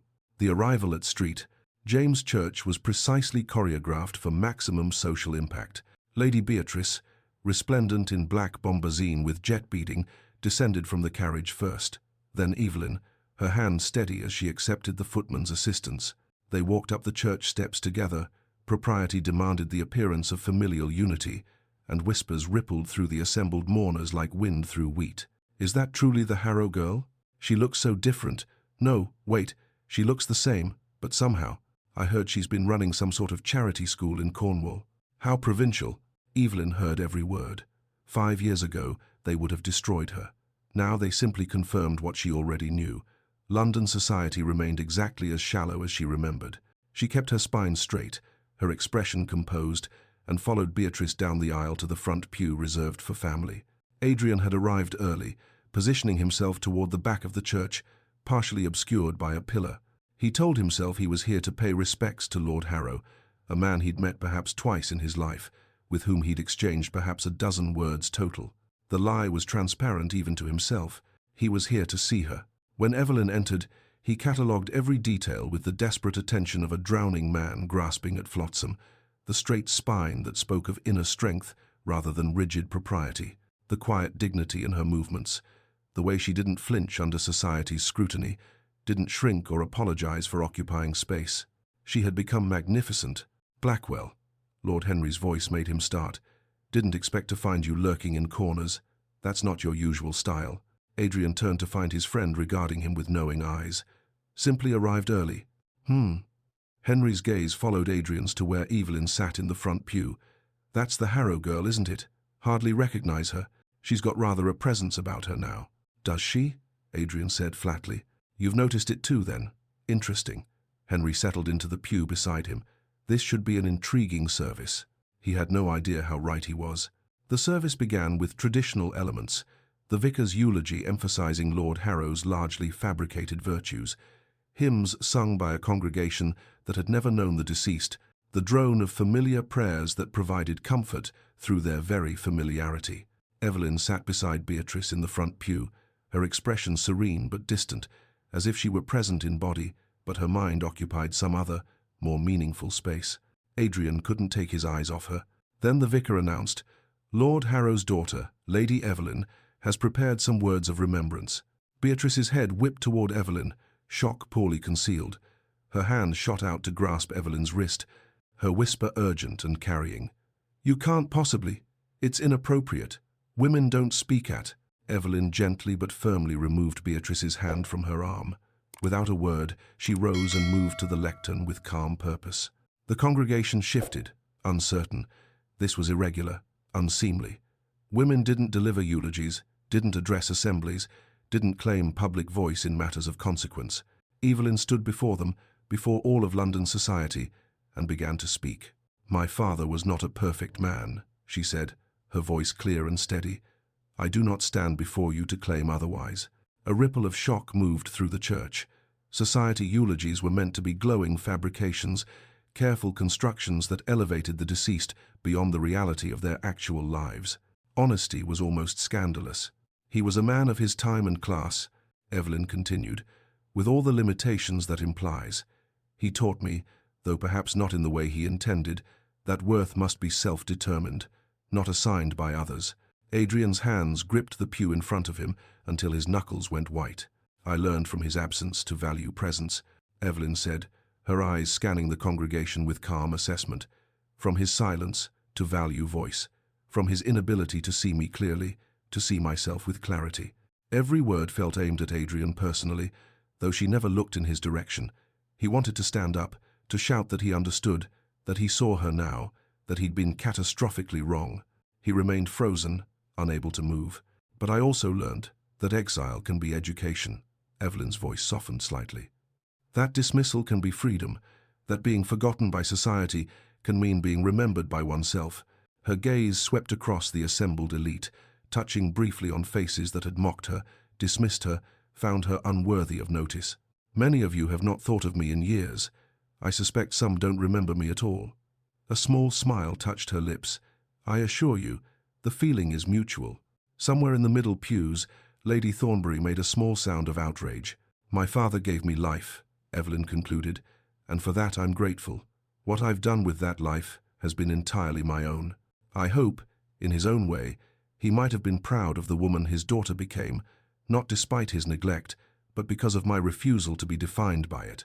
She returned to her seat in silence so complete that the rustle of her skirts seemed deafening. The vicar, clearly uncertain how to proceed after such an unprecedented address, cleared his throat and moved hurriedly into the closing prayers. After the service, a receiving line formed outside the church, a social ritual as choreographed as a dance. Evelyn stood with Beatrice, accepting condolences with grace that most attendees found unsettling, precisely because it was genuine rather than performed. "So sorry for your loss, my dear," Lady Pemberton gushed, her eyes sharp with curiosity. "And we're all simply fascinated by your school endeavor. How quaint. Educational empowerment for women is many things, Lady Pemberton," Evelyn replied with a smile. "Quaint is not among them." Lady Pemberton blinked, uncertain whether she'd been insulted. Cecilia Thornbury approached with her mother, both wearing expressions of poorly concealed disdain. "You've become quite bold, Evelyn," Cecilia said. "Cornwall has made you rather outspoken." "Cornwall didn't make me anything, Cecilia," Evelyn responded calmly. "It simply removed the impediments to becoming myself." The younger woman's mouth opened, then closed. She had no response to someone who refused to play by the established rules of social combat. As the crowd thinned, Evelyn saw him approaching. Adrian Blackwell moved through the dispersing mourners with the careful determination of someone who had rehearsed this moment 1,000 times and still felt wholly unprepared. Mrs. Wren had stepped away to speak with the vicar. Evelyn stood alone on the church steps, and she didn't flee, didn't look away. She simply waited with that calm that Adrian was beginning to realize was her greatest strength. "Lady Evelyn," his voice came out rougher than intended, "your words today were remarkable." "Were they?" She tilted her head slightly. "I simply spoke honestly. Perhaps that's remarkable in this context." The gentle barb landed precisely where she'd aimed it. Adrian flinched. "I deserved that. Did you?" Evelyn's expression remained neutral. "I wasn't thinking of you when I said it, Your Grace." That hurt worse than any deliberate cruelty could have. He pushed forward, desperate to say something that mattered. "I wanted to tell you. I've thought about. That is to say, I owe you." "Your Grace," Evelyn interrupted gently, "whatever you think you owe me, I release you from the debt. I hold no grudge against you." "But you should," Adrian said, desperation creeping into his voice. "I was unconscionably cruel. I stood by while you were humiliated, banished, treated as—" "Yes," Evelyn agreed simply. "You were, and yes, you did. But my healing cannot come from your guilt, nor my peace from your apology. I've built a life I'm proud of. What you did or didn't do 5 years ago no longer has power over me."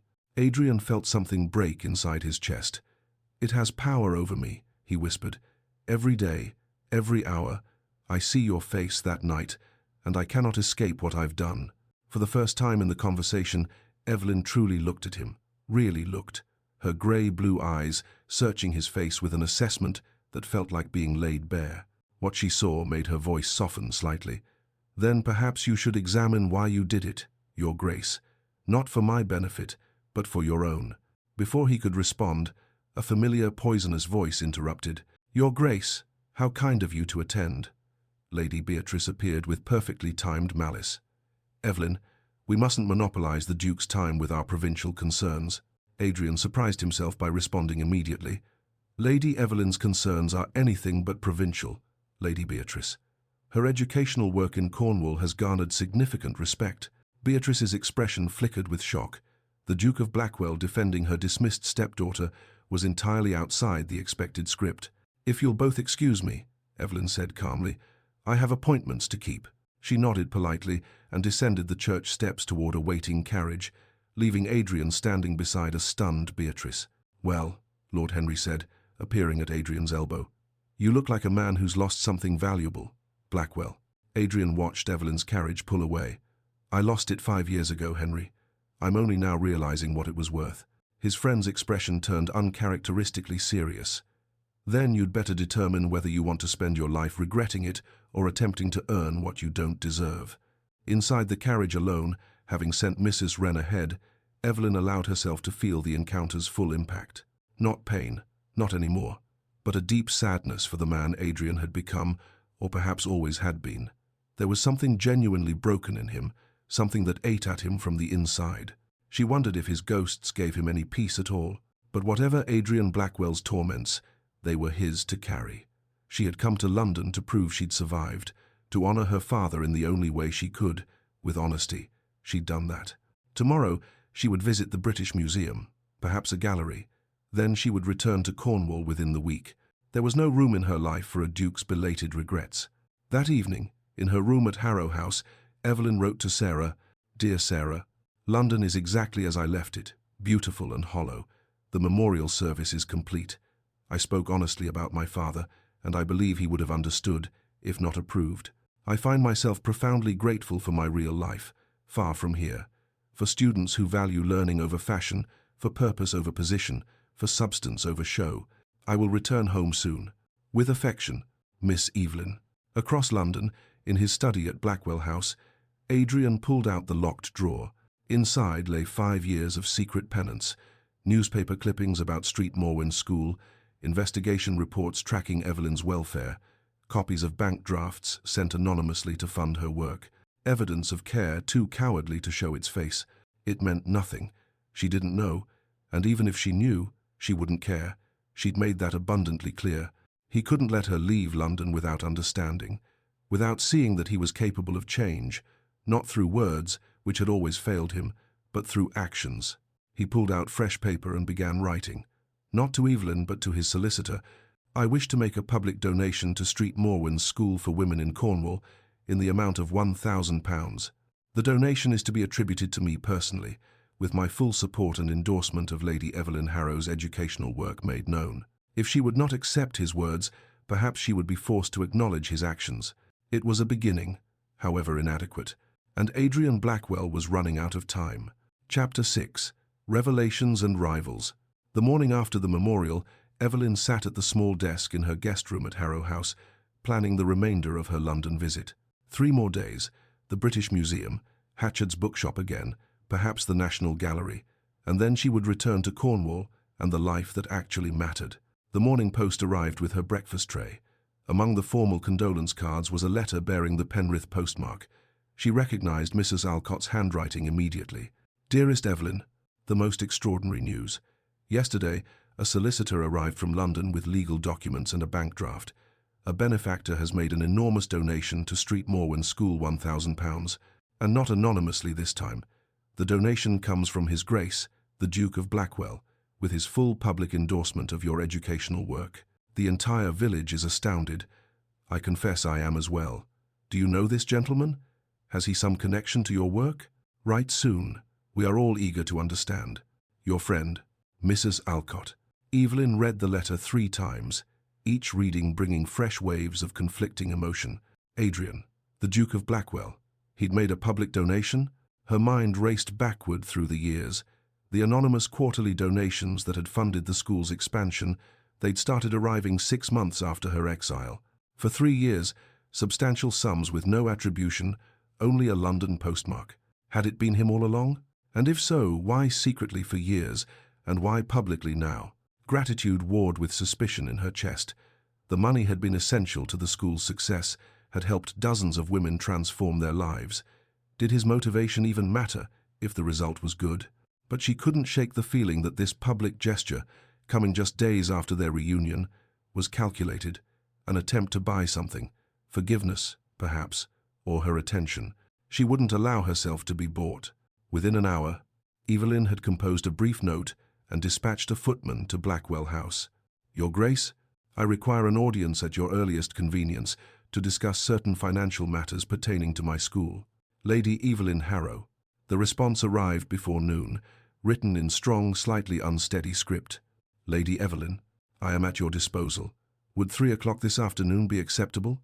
Blackwell, Mrs. Wren, who had been tidying the room when the reply arrived, frowned with concern.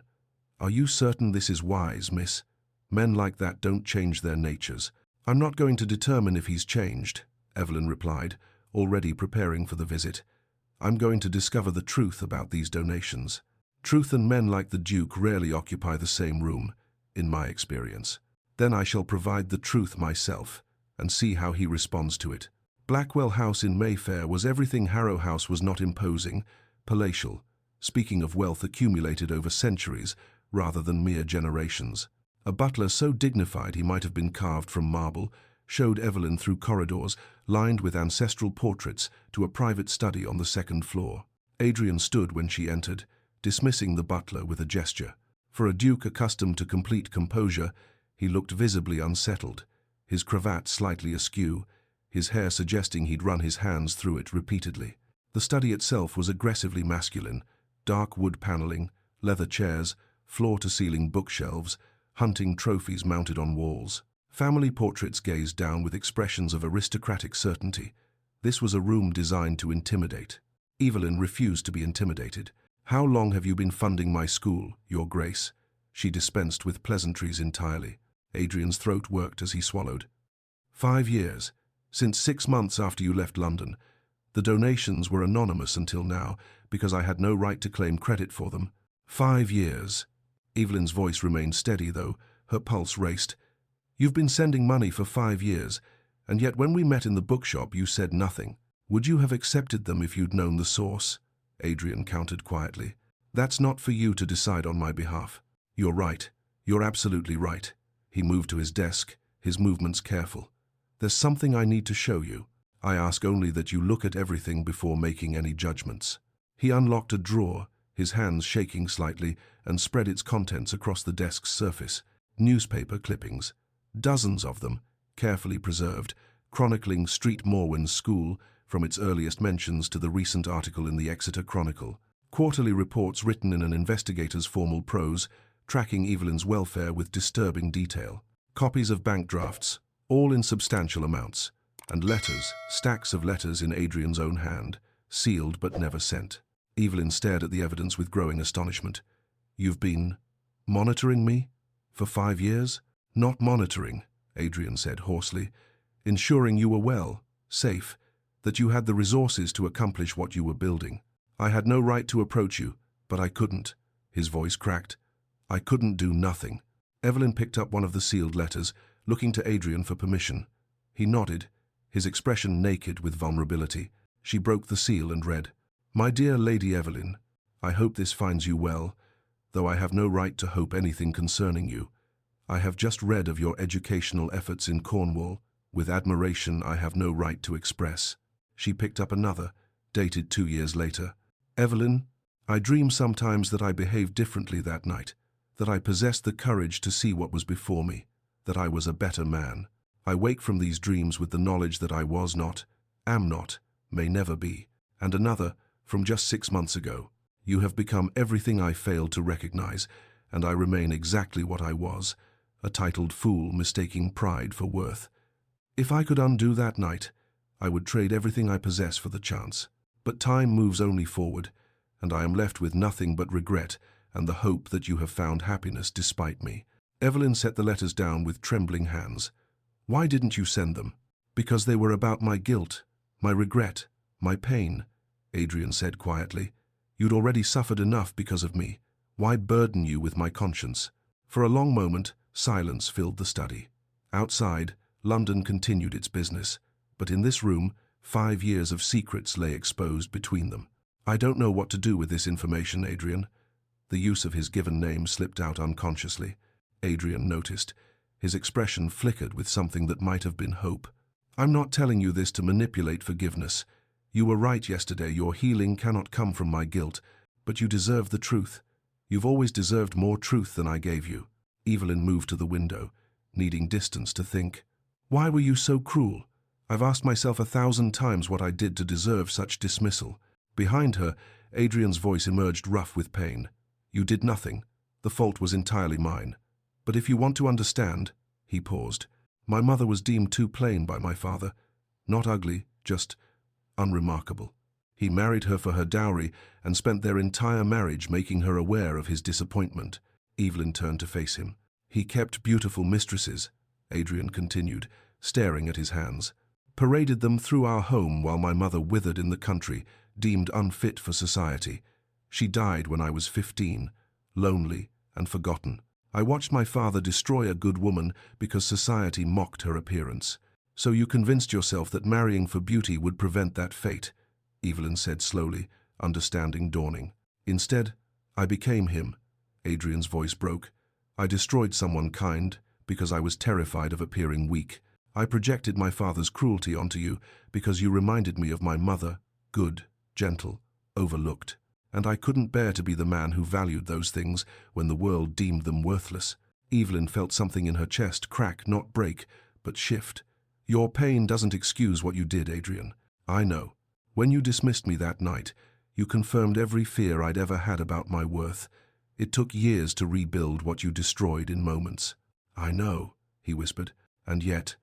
Evelyn paused, wrestling with a truth she'd only recently recognized. Paradoxically, your cruelty freed me. If you'd been kind, I might have stayed in London, waiting for scraps of approval. Your rejection forced me to find my own worth. Adrian looked up, his grey eyes holding hers. So I don't know whether to thank you or hate you, Evelyn continued softly. Perhaps both, perhaps neither. Before Adrian could respond, a knock interrupted. The butler entered apologetically. Your Grace, Monsieur Laurent Beaumont is here. He insists he has an appointment. Adrian's brow furrowed with confusion. I scheduled no such. Forgive the intrusion, Your Grace. A man entered behind the butler, tall, handsome, perhaps 42, dressed in impeccably tailored French fashion. His warm brown eyes found Evelyn immediately, and his face lit with genuine pleasure. Lady Evelyn, what a delightful surprise. Monsieur Beaumont. Evelyn couldn't help but smile. I didn't expect to see you in London. Adrian's eyes darted between them, his jaw tightening. You two are acquainted? I had the pleasure of meeting Lady Evelyn 3 months ago in Exeter, Laurent said smoothly, his English accented but perfect. At the gallery exhibition of her remarkable paintings, he turned to Evelyn, his attention complete and flattering. I've come to London specifically to propose that you exhibit your Unseen series here, in a proper London gallery. Your work deserves metropolitan recognition. That's very kind. But I've also come, Laurent continued, his voice dropping to a more intimate register, if I may be bold, to continue our conversation about my other proposal. Adrian's hands clenched at his sides. Other proposal? Evelyn felt heat rise to her cheeks. Monsieur Beaumont has suggested I consider expanding the school's reach to France. He's offered to help establish sister institutions in Paris and Lyon. Lady Evelyn's vision for women's education is revolutionary, Laurent explained, his admiration obvious. I've been trying to convince her that Cornwall, while charming, limits her potential impact. Imagine what she could accomplish with proper resources and reach. For the first time, Adrian confronted something worse than Evelyn's indifference, the real possibility of losing her to someone else, to a man who valued what Adrian had failed to see. Monsieur Beaumont, I appreciate your confidence, Evelyn said carefully, but I've not yet decided. Of course, no pressure. Laurent's smile was warm, genuine. I simply hope to discuss possibilities over dinner this evening, if you're available. Adrian couldn't help himself. Lady Evelyn has had a difficult few days. Perhaps she requires rest rather than social engagements. Evelyn's eyes cooled as she turned to him. I'm quite capable of managing my own schedule, Your Grace. Laurent, clearly perceiving the tension, maintained his pleasant expression. Your Grace, I assure you my intentions toward Lady Evelyn are entirely honorable. I admire her work immensely. The contrast was devastating. Laurent's uncomplicated respect for Evelyn as an intellectual equal stood in sharp relief against Adrian's history of dismissal. "I would be delighted to join you for dinner, Monsieur Beaumont," Evelyn said. "Shall we say 7 o'clock? Perfect. I'll collect you from Harrow House." Laurent bowed to both of them. "Your Grace, Lady Evelyn." Until this evening, he departed, leaving silence in his wake. "You're dining with him?" Adrian's control was slipping. "You've known him 3 months?" "Yes."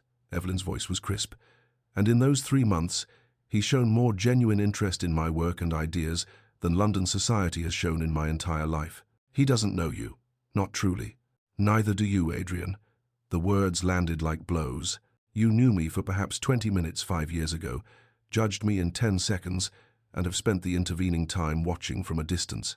Laurent has actually conversed with me, engaged with my ideas, treated me as an equal."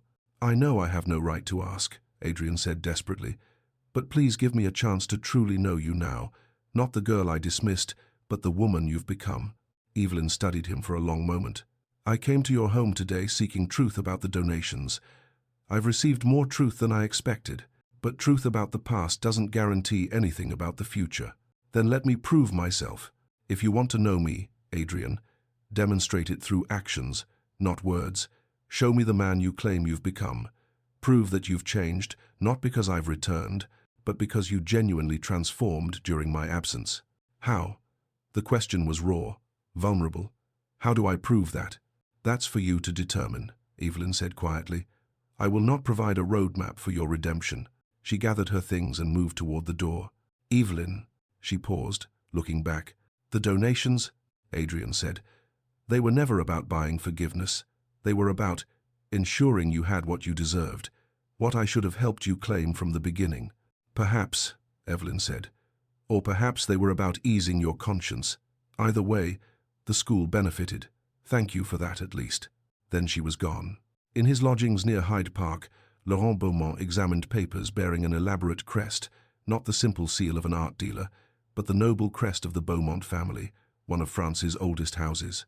Comte Laurent de Beaumont, to give him his full title, smiled slightly. Lady Evelyn didn't know his true rank. He'd concealed it deliberately, wanting her assessment of his ideas rather than his position. But tonight, over dinner, he would reveal himself, and offer her not just partnership in educational ventures, but the possibility of something more. That evening, Evelyn stood before her mirror, holding one of Adrian's unsent letters. "You have become everything I failed to recognize. 2 men, 2 paths." Adrian offered the complexity of redemption, a man broken by his own cruelty, desperately trying to prove he'd changed. The risk of that path was enormous. Could people truly transform, or only claim to? Laurent offered uncomplicated respect, genuine opportunity, the chance to expand her work beyond Cornwall's borders. Safe, simple, valued. Why risk pain with Adrian when Laurent provided everything she'd ever wanted without the weight of past wounds? But even as she thought it, her eyes returned to the letter in her hands. London had become unexpectedly complicated. The past refused to stay buried, and the future offered more choices than she'd anticipated. By evening, those choices would become even more complex. Chapter 7. The Exhibition and the Exposure. The French restaurant Laurent chose was everything London society pretended to be, but rarely achieved, genuinely elegant, rather than ostentatiously decorated, with intimate lighting that invited conversation rather than display. Crystal gleamed softly, and the scent of excellent wine mingled with herbs and butter. Evelyn found herself relaxing for the first time since arriving in London. "Tell me about your teaching methods," Laurent said, leaning forward with genuine interest. "The article in the Exeter Chronicle mentioned you use unconventional approaches." "I teach reading through Shakespeare and Browning rather than primers designed to make women docile," Evelyn explained. "Arithmetic through household accounting that gives them real skills. I want them to think, not simply perform domestic tasks." "Rousseau would approve," Laurent said, then smiled, though perhaps not his views on women's education specifically. "You're more aligned with Wollstonecraft, I think." For the next hour, they discussed philosophy, educational theory, the revolutionary potential of literacy. Laurent quoted Mill and Kant, debated the merits of various pedagogical approaches, treated her ideas with the seriousness they deserved. This, Evelyn realized, was what intellectual partnership felt like. Not condescension disguised as interest, but genuine exchange between equals. The Kensington Gallery has agreed to host your Unseen series, Laurent said over the main course. A month-long exhibition, opening in 1 week if you consent. London needs to see what you've created. Evelyn set down her fork. My work was never intended for London's judgment. It was created for the women I painted, to honor them. Precisely why London must see it, Laurent insisted. This city honors beauty that conforms, wealth that dazzles. Your paintings honor worth that society overlooks. That's revolutionary, Evelyn. That's necessary. The use of her given name felt natural, unforced. She realized she'd been calling him Laurent rather than Monsieur Beaumont for the past 20 minutes. Over dessert, his expression grew more serious. Lady Evelyn, I haven't been entirely forthcoming about my circumstances. Evelyn's heart sank slightly. Here it came. Whatever complication would ruin this perfect evening. I'm not merely an art dealer, Laurent continued. I am Comte Laurent de Beaumont. My family holds considerable estates in France and significant wealth. I concealed my rank initially because I wanted your assessment of my ideas, not my title. Evelyn stared at him, processing. You're a comte. I am. And I'm revealing myself now because I'm about to make a proposal that requires complete honesty between us. He reached across the table, not quite touching her hand. Come to France, not as my guest, but as my partner in creating a network of schools, in establishing galleries for overlooked artists, in building something meaningful together. He paused, his brown eyes steady on hers. And if, over time, we find we suit each other, perhaps as my wife. The proposal hung between them like a held breath. Laurent, I'm honored, Evelyn said carefully. Truly. But I've only just reclaimed my autonomy. The idea of immediately tying myself to another person, however kind. Of course. His smile was understanding, no trace of wounded pride. I don't require an answer now. Agree to the exhibition first. Let London see your work. Then decide about France, about partnership, about everything else. You're very patient. I'm very certain, Laurent corrected gently. I offer you respect, Evelyn. Uncomplicated, genuine respect. No tortured history, no redemption arcs. Simply two people who admire each other building something worthwhile together. Everything Adrian wasn't. Straightforward, easy, safe. But also, Evelyn couldn't help noticing, everything Adrian was. Titled, wealthy, offering to transform her life with his resources and position. The parallel wasn't lost on her. Lady Beatrice was waiting when Evelyn returned to Harrow House, her expression uncharacteristically warm. You're looking flushed, dear. Did you have a pleasant evening? Every instinct Evelyn had developed over years of Beatrice's cruelty screamed, warning. It was pleasant, yes. I'm so glad. Beatrice's smile was saccharine. I've taken the liberty of organizing a small gathering tomorrow afternoon. Just a few close friends. I thought it might be nice to properly reintroduce you to society. I appreciate the thought, but I'm not interested in... Oh, but I've already sent the invitations, Beatrice interrupted smoothly. It would be terribly awkward to cancel now. Besides, the Duke of Blackwell specifically accepted. Evelyn's spine stiffened. You invited the Duke? He's been so generous to your little school. It would be rude not to include him. Beatrice's eyes glittered with malice, poorly disguised as innocence. 3 o'clock tomorrow. Do wear something appropriate. She swept from the room, leaving Evelyn with the certainty that she'd just been maneuvered into a trap. Across London, Adrian spent a sleepless night at his desk. If Evelyn wanted actions rather than words, he would provide them. By dawn, he drafted 3 documents that would irrevocably change his relationship with London society. The first was a letter to the Times. I write to publicly endorse Street Morwen School for Women in Cornwall, under the direction of Lady Evelyn Harrow. Her innovative educational methods demonstrate what can be accomplished when we invest in the intellectual development of all citizens, regardless of gender or class. I call upon my fellow lords to support similar initiatives across England. The second was a series of letters to parliamentary allies, using his political influence to propose legislation supporting female literacy programs. The third was personal, a decision to attend Beatrice's gathering and publicly demonstrate his changed perspective before the very society that had watched him dismiss Evelyn. You're playing with fire, Blackwell, Lord Henry warned when Adrian explained his plans over breakfast. Society doesn't forgive men who contradict their previous positions. Then let them condemn me, Adrian said quietly. I've spent 5 years being what they expected. It's gained me nothing but emptiness. The afternoon gathering at Harrow House assembled like a tribunal. 20 guests crowded the drawing room, all members of the elite circle that had witnessed Evelyn's original humiliation. Lady Thornbury and Cecilia claimed the best seats. Lord Henry and his wife positioned themselves near the windows. Various other lords and ladies arranged themselves with the careful attention to hierarchy that London society had perfected over centuries. And, conspicuously, near the fireplace, stood the Duke of Blackwell. When Evelyn descended the stairs in afternoon dress of deep amber, simple but striking against her colouring, every eye turned. The whispers began immediately. She does carry herself better than she used to. Still plain, though, wouldn't you say? I heard the Comte de Beaumont is courting her. Can you imagine? Beatrice played the doting stepmother with theatrical perfection. My dear stepdaughter, who's accomplished so much in Cornwall, we're all simply fascinated by your quaint educational project.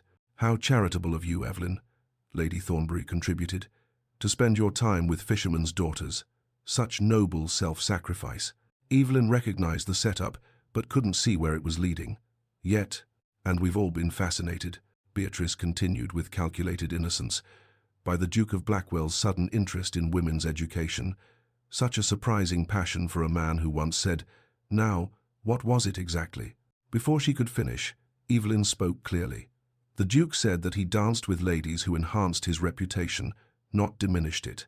He said this about me 5 years ago, in a room much like this one. Shocked silence fell like a curtain. Many of you were present, Evelyn continued, her voice steady. Some of you laughed.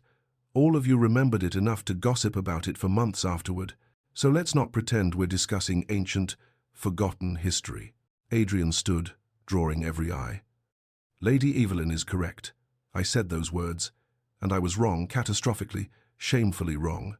The room seemed to hold its collective breath.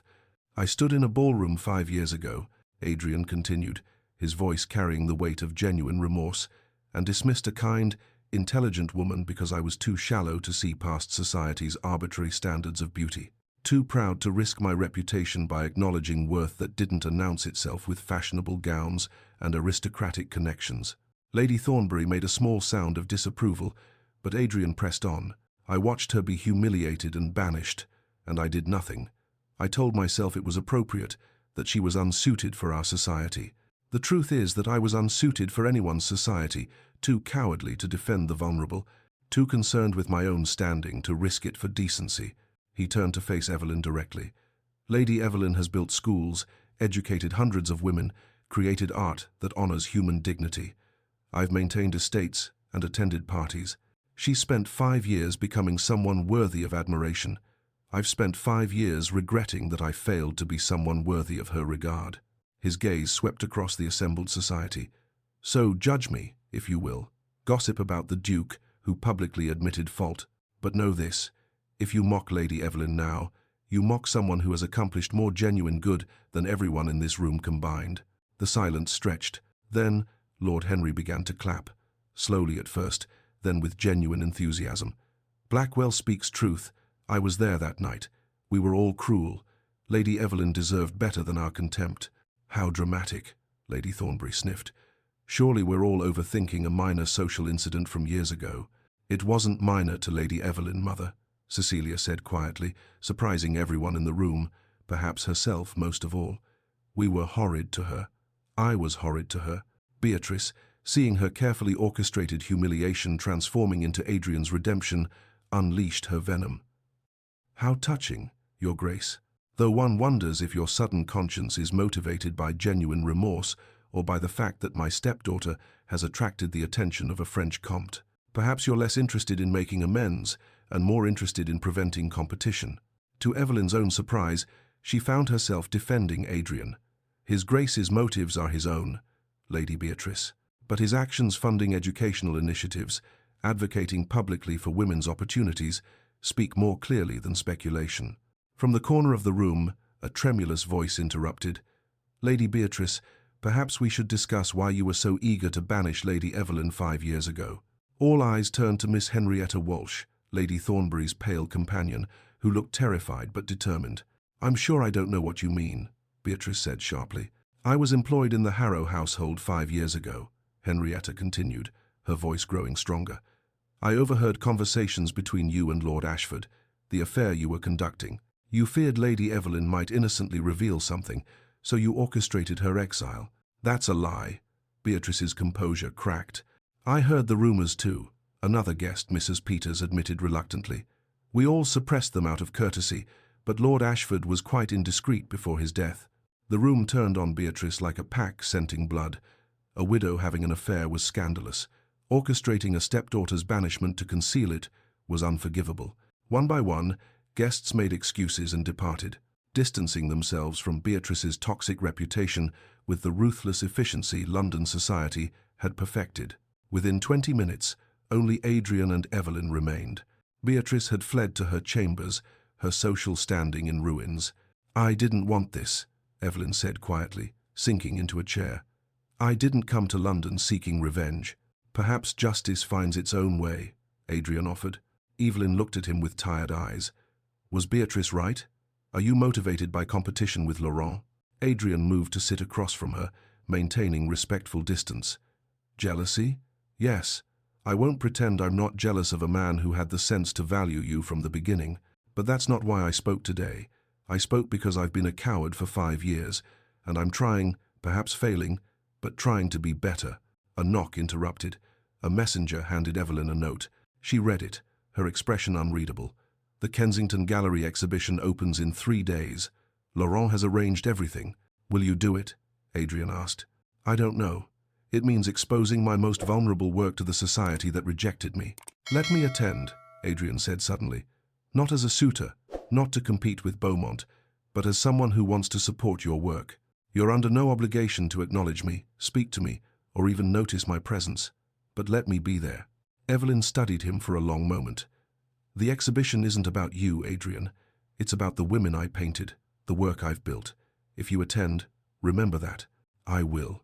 That evening, Evelyn stood at her window watching London's lights flicker in the gathering dusk. 2 men wanted her. Society had turned its vicious attention to Beatrice instead of her.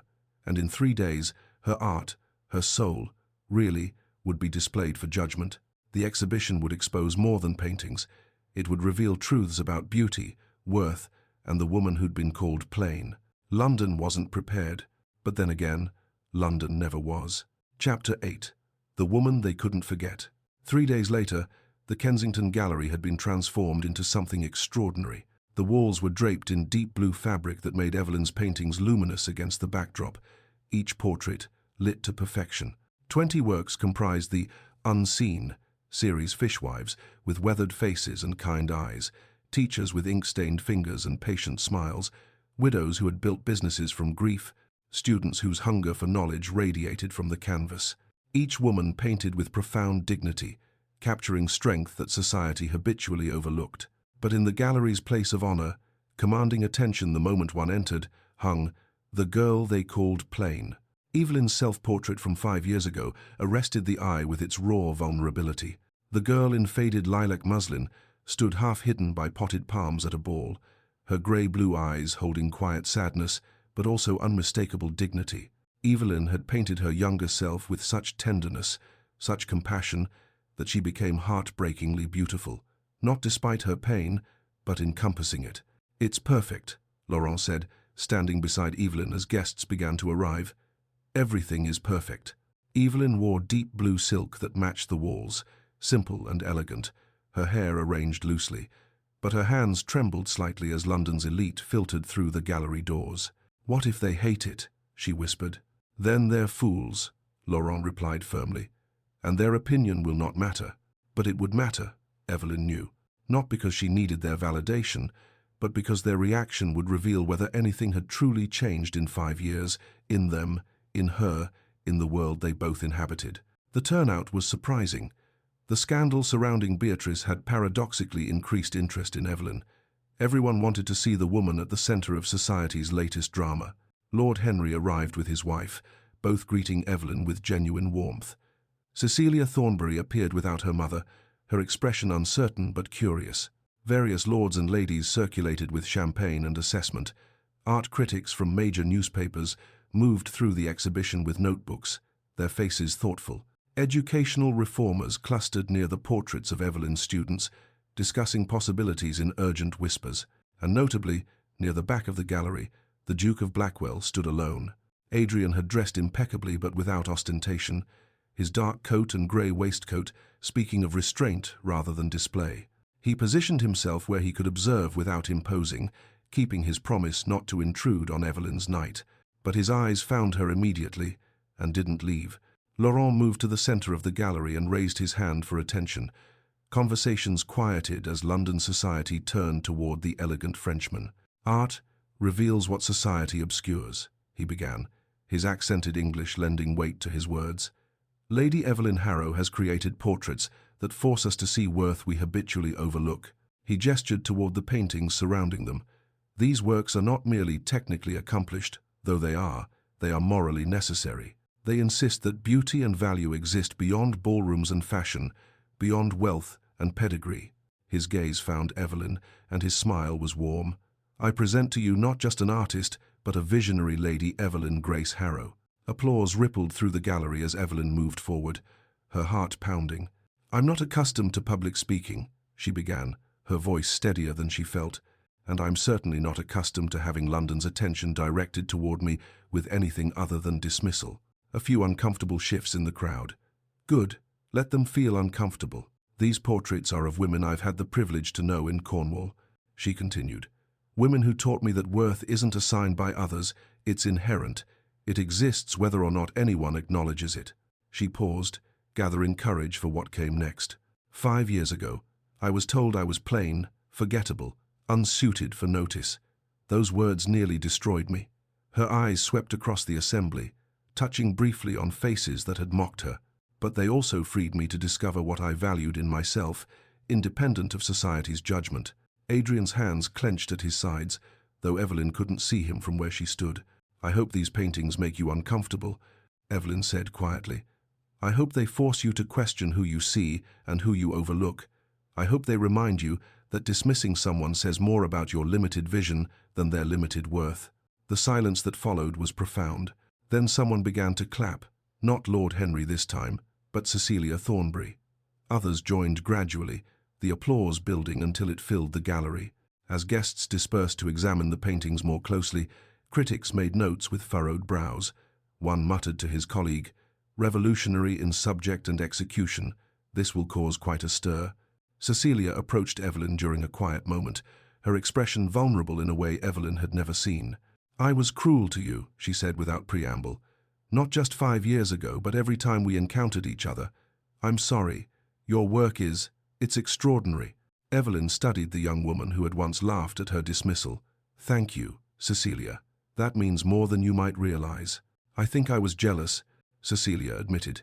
"You had something I didn't purpose, conviction. I've spent my whole life being ornamental. You've spent yours being meaningful. It's not too late to change that," Evelyn said gently. Cecilia's eyes brightened. "Do you truly think so?" "I know so." Across the gallery, Adrian stood before the girl they called plain, utterly transfixed. He saw her now, really saw her. The girl in lilac standing isolated at a ball, her expression holding quiet dignity, despite obvious pain. The way Evelyn had painted herself revealed everything. She had known her worth even then.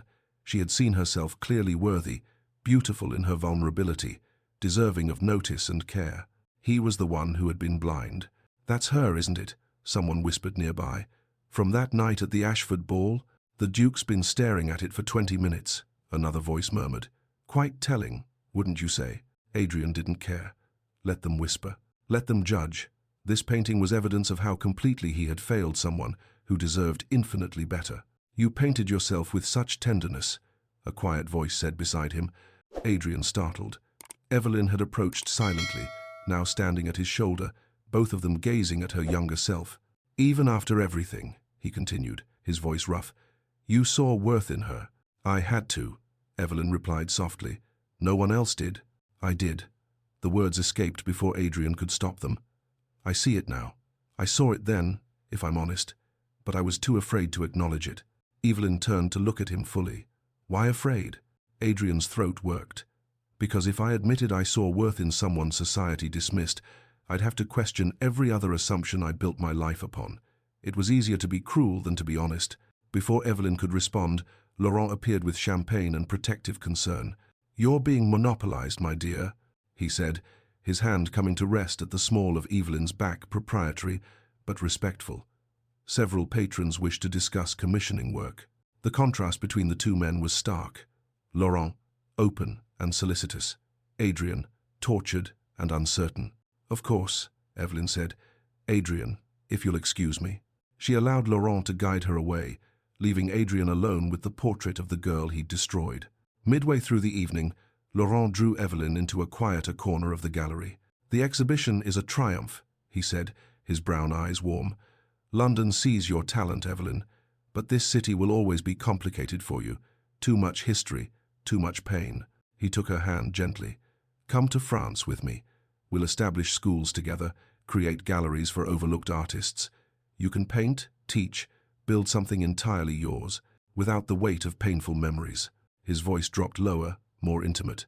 "And if, in time, you find you can trust me, care for me, perhaps even love me, I would be honored. But even if not, I offer you partnership and respect." "Laurent." "I sail in 4 days," he said. "I can delay passage if you need more time, but I hope you'll say yes." Across the gallery, Adrian saw the intimate conversation, saw Laurent's earnest expression, saw Evelyn's considering posture. Panic seized him. If she left for France, he would lose any chance of proving he'd changed, of building something real with the only woman who had ever mattered. In a breach of all social protocol, Adrian moved to the center of the gallery and raised his voice. "If I might have everyone's attention, please." Conversations halted. Every eye turned to the Duke, who looked uncharacteristically disheveled, emotional rather than composed, vulnerable rather than controlled. "I want to publicly acknowledge something that should have been said 5 years ago," Adrian began, his voice carrying through the sudden silence. "Lady Evelyn Harrow is one of the most remarkable people I've ever encountered." Gasps rippled through the crowd. "I dismissed her once because I was shallow, proud, and blind to anything that didn't conform to my narrow expectations. I've spent 5 years trying to make amends from a distance because I was too cowardly to face her directly." His eyes found Evelyn's across the room. "I funded her school not out of guilt, though I have abundant guilt, but out of genuine belief in her vision. I wrote letters I never sent because I had no right to burden her with my regret. I've watched from afar as she accomplished more genuine good than I've managed in my entire privileged life." Society stood frozen, scandalized and fascinated in equal measure. "Evelyn," Adrian said, his voice breaking slightly, "I'm not asking you to forgive me. I'm not asking you to choose me over a man who's been nothing but respectful and worthy. I'm simply asking you to know that you changed me, not by returning to London, but by existing in the world as someone I failed so completely." Silence stretched like glass about to shatter. Then Lord Henry began to applaud, slowly at first, then with genuine enthusiasm. Others joined, not everyone, but enough. Laurent watched Evelyn's face carefully, seeing emotions flicker surprise, pain, something softer he couldn't quite identify. And Evelyn, standing in the center of London, society's attention, walked through the silent gallery until she stood directly before Adrian. "Adrian Blackwell," she said clearly, "you've made a spectacle of yourself." A pause. Then her mouth curved in a slight smile. "But perhaps you needed to. Perhaps we both needed this, for you to be vulnerable and for me to witness it." She took a breath. "You hurt me terribly 5 years ago. That pain was real and profound, and it changed the course of my life." Adrian's face crumpled, but Evelyn continued, "And yet, I can't entirely regret it. If you'd been kind that night, I might have married you, a girl desperate for approval, waiting on your attention. I would have been miserable, and you would have remained exactly as you were." Understanding dawned in Adrian's eyes. "These 5 years forced both of us to become people we weren't," Evelyn said. "You learned to question your assumptions. I learned to value my worth, independent of anyone's validation." She turned to Laurent, her expression tender. "Laurent, you've offered me respect, opportunity, genuine partnership. These are precious gifts, and I'm honored by them. But," Laurent said gently, already knowing, "if I went to France with you now, I'd be running again. Not from cruelty this time, but from complexity, from unfinished business." Laurent nodded with understanding grace. "Then you must stay and finish it." He raised her hand to his lips. When you're ready for France, if you're ever ready, write to me. The offer stands indefinitely. He departed with dignity, leaving Evelyn and Adrian facing each other while London society watched with bated breath. Adrian, Evelyn said quietly, I don't know if I can love you. Too much has happened. Too much hurt exists between us. I know, he whispered, but I'm willing to discover if we can build something new. Not a resurrection of what might have been 5 years ago, but something entirely different. Hope flickered in Adrian's eyes. We start as acquaintances becoming friends, Evelyn continued. You prove through sustained action, not grand gestures, but daily choices, that you've genuinely changed, and I remain autonomous. My school, my work, my life remain mine. I want nothing less, Adrian said fervently. I don't want to rescue you or complete you. I want to know you as you actually are, and, if I'm extraordinarily fortunate, earn your partnership. Evelyn extended her hand. Then let us begin again, Adrian Blackwell. He took it carefully, as if she might shatter. Around them, applause erupted, genuine this time, celebrating not scandal but possibility. 3 months later, on a December afternoon in Cornwall, snow fell softly over Thornfield Cottage's garden. Evelyn stood among the winter roses' hardy blooms that refused to surrender to cold and watched Adrian approach along the cliff path. He came to Cornwall every fortnight now, not to court her in traditional ways, but to participate in the school's work. He taught mathematics to advanced students, helped repair the building, treated fishermen's daughters with the same respect he showed duchesses. He had become, slowly and through sustained action, someone worth knowing. You're early, Evelyn said as he reached her. I couldn't stay away. Adrian's smile was tentative. I wanted to see you. They walked along the cliffs, discussing the book she'd lent him, arguing about politics, slowly learning each other's minds and hearts. Finally, as snow dusted their shoulders, Evelyn stopped and turned to face him. I think I might be falling in love with you, she said. Not the Duke of Blackwell, but Adrian, the man who spent 3 months proving his character through action. Adrian's breath caught. I've been in love with you since I saw you in Hatchard's bookshop and realized the woman I dismissed was extraordinary. But I'm more in love with you now, knowing you fully. He pulled papers from his coat. I have something for you. Not a ring, not yet. But this. Evelyn examined the legal documents, establishing a joint trust for educational initiatives across England, funded equally by both of them. Marry me, Evelyn, Adrian said quietly. Not because I'm a duke or because you were once dismissed and now I'm making amends. Marry me because we can build something meaningful together, because your mind challenges mine, because I want to spend my life proving worthy of your partnership. Evelyn looked up from the papers, snow catching in her hair. Yes, on the condition that we're equals in all things property, decisions, life. I would expect nothing less. Their kiss was tender, respectful, full of promise. Snow fell around them, and the winter roses bloomed against all odds. The wedding, held in Penrith Small Church 3 months later, was attended by fishing families and students, Lord Henry and his wife, Mrs. Wren and Mrs. Alcott, and a handful of friends. Not a society spectacle, but a genuine celebration. London gossip churned for months over the scandal of a duke marrying a woman he'd once dismissed. But Adrian and Evelyn didn't care. They were in Cornwall, building schools and lives, creating something that mattered. In her studio at Thornfield, Evelyn completed a companion piece to The Girl They Called Plain, a portrait of herself now, titled The Woman Who Knew Her Worth. Same grey-blue eyes, same light brown hair, but radiating confidence and peace. Years later, when people asked Evelyn about her extraordinary life, she would smile and say, They said I was plain, forgettable, unsuited for notice. They were wrong, but their wrongness freed me to discover what I was always meant to be. Not a woman defined by society's gaze, but a woman who chose herself, again and again, until someone finally saw what had always been there. And Adrian, overhearing, would add quietly, I thought I knew what beauty was, decorative, fashionable, socially advantageous. I was catastrophically wrong. Real beauty is courage, purpose, resilience, and I nearly missed it entirely. On a cliff top in Cornwall, as the sun set over the endless sea, 2 figures stood side by side, neither leading nor following, but walking together as equals. Behind them, Street Morwen's school glowed with lamplight, dozens of students learning, growing, becoming. Before them, the sea stretched toward limitless possibility, and Evelyn Grace Harrow, the woman they'd called plain, the woman they couldn't forget, knew she had finally found exactly where she belonged. If Evelyn's journey from dismissal to triumph moved you, like this video and subscribe for more stories of resilience and redemption. Comment: what would you say to someone who once underestimated you? Next story drops tomorrow. The governess he scorned returns as the heiress he desperately needs. Don't miss it. Remember, you were never the problem. Their vision was. See you in the next story.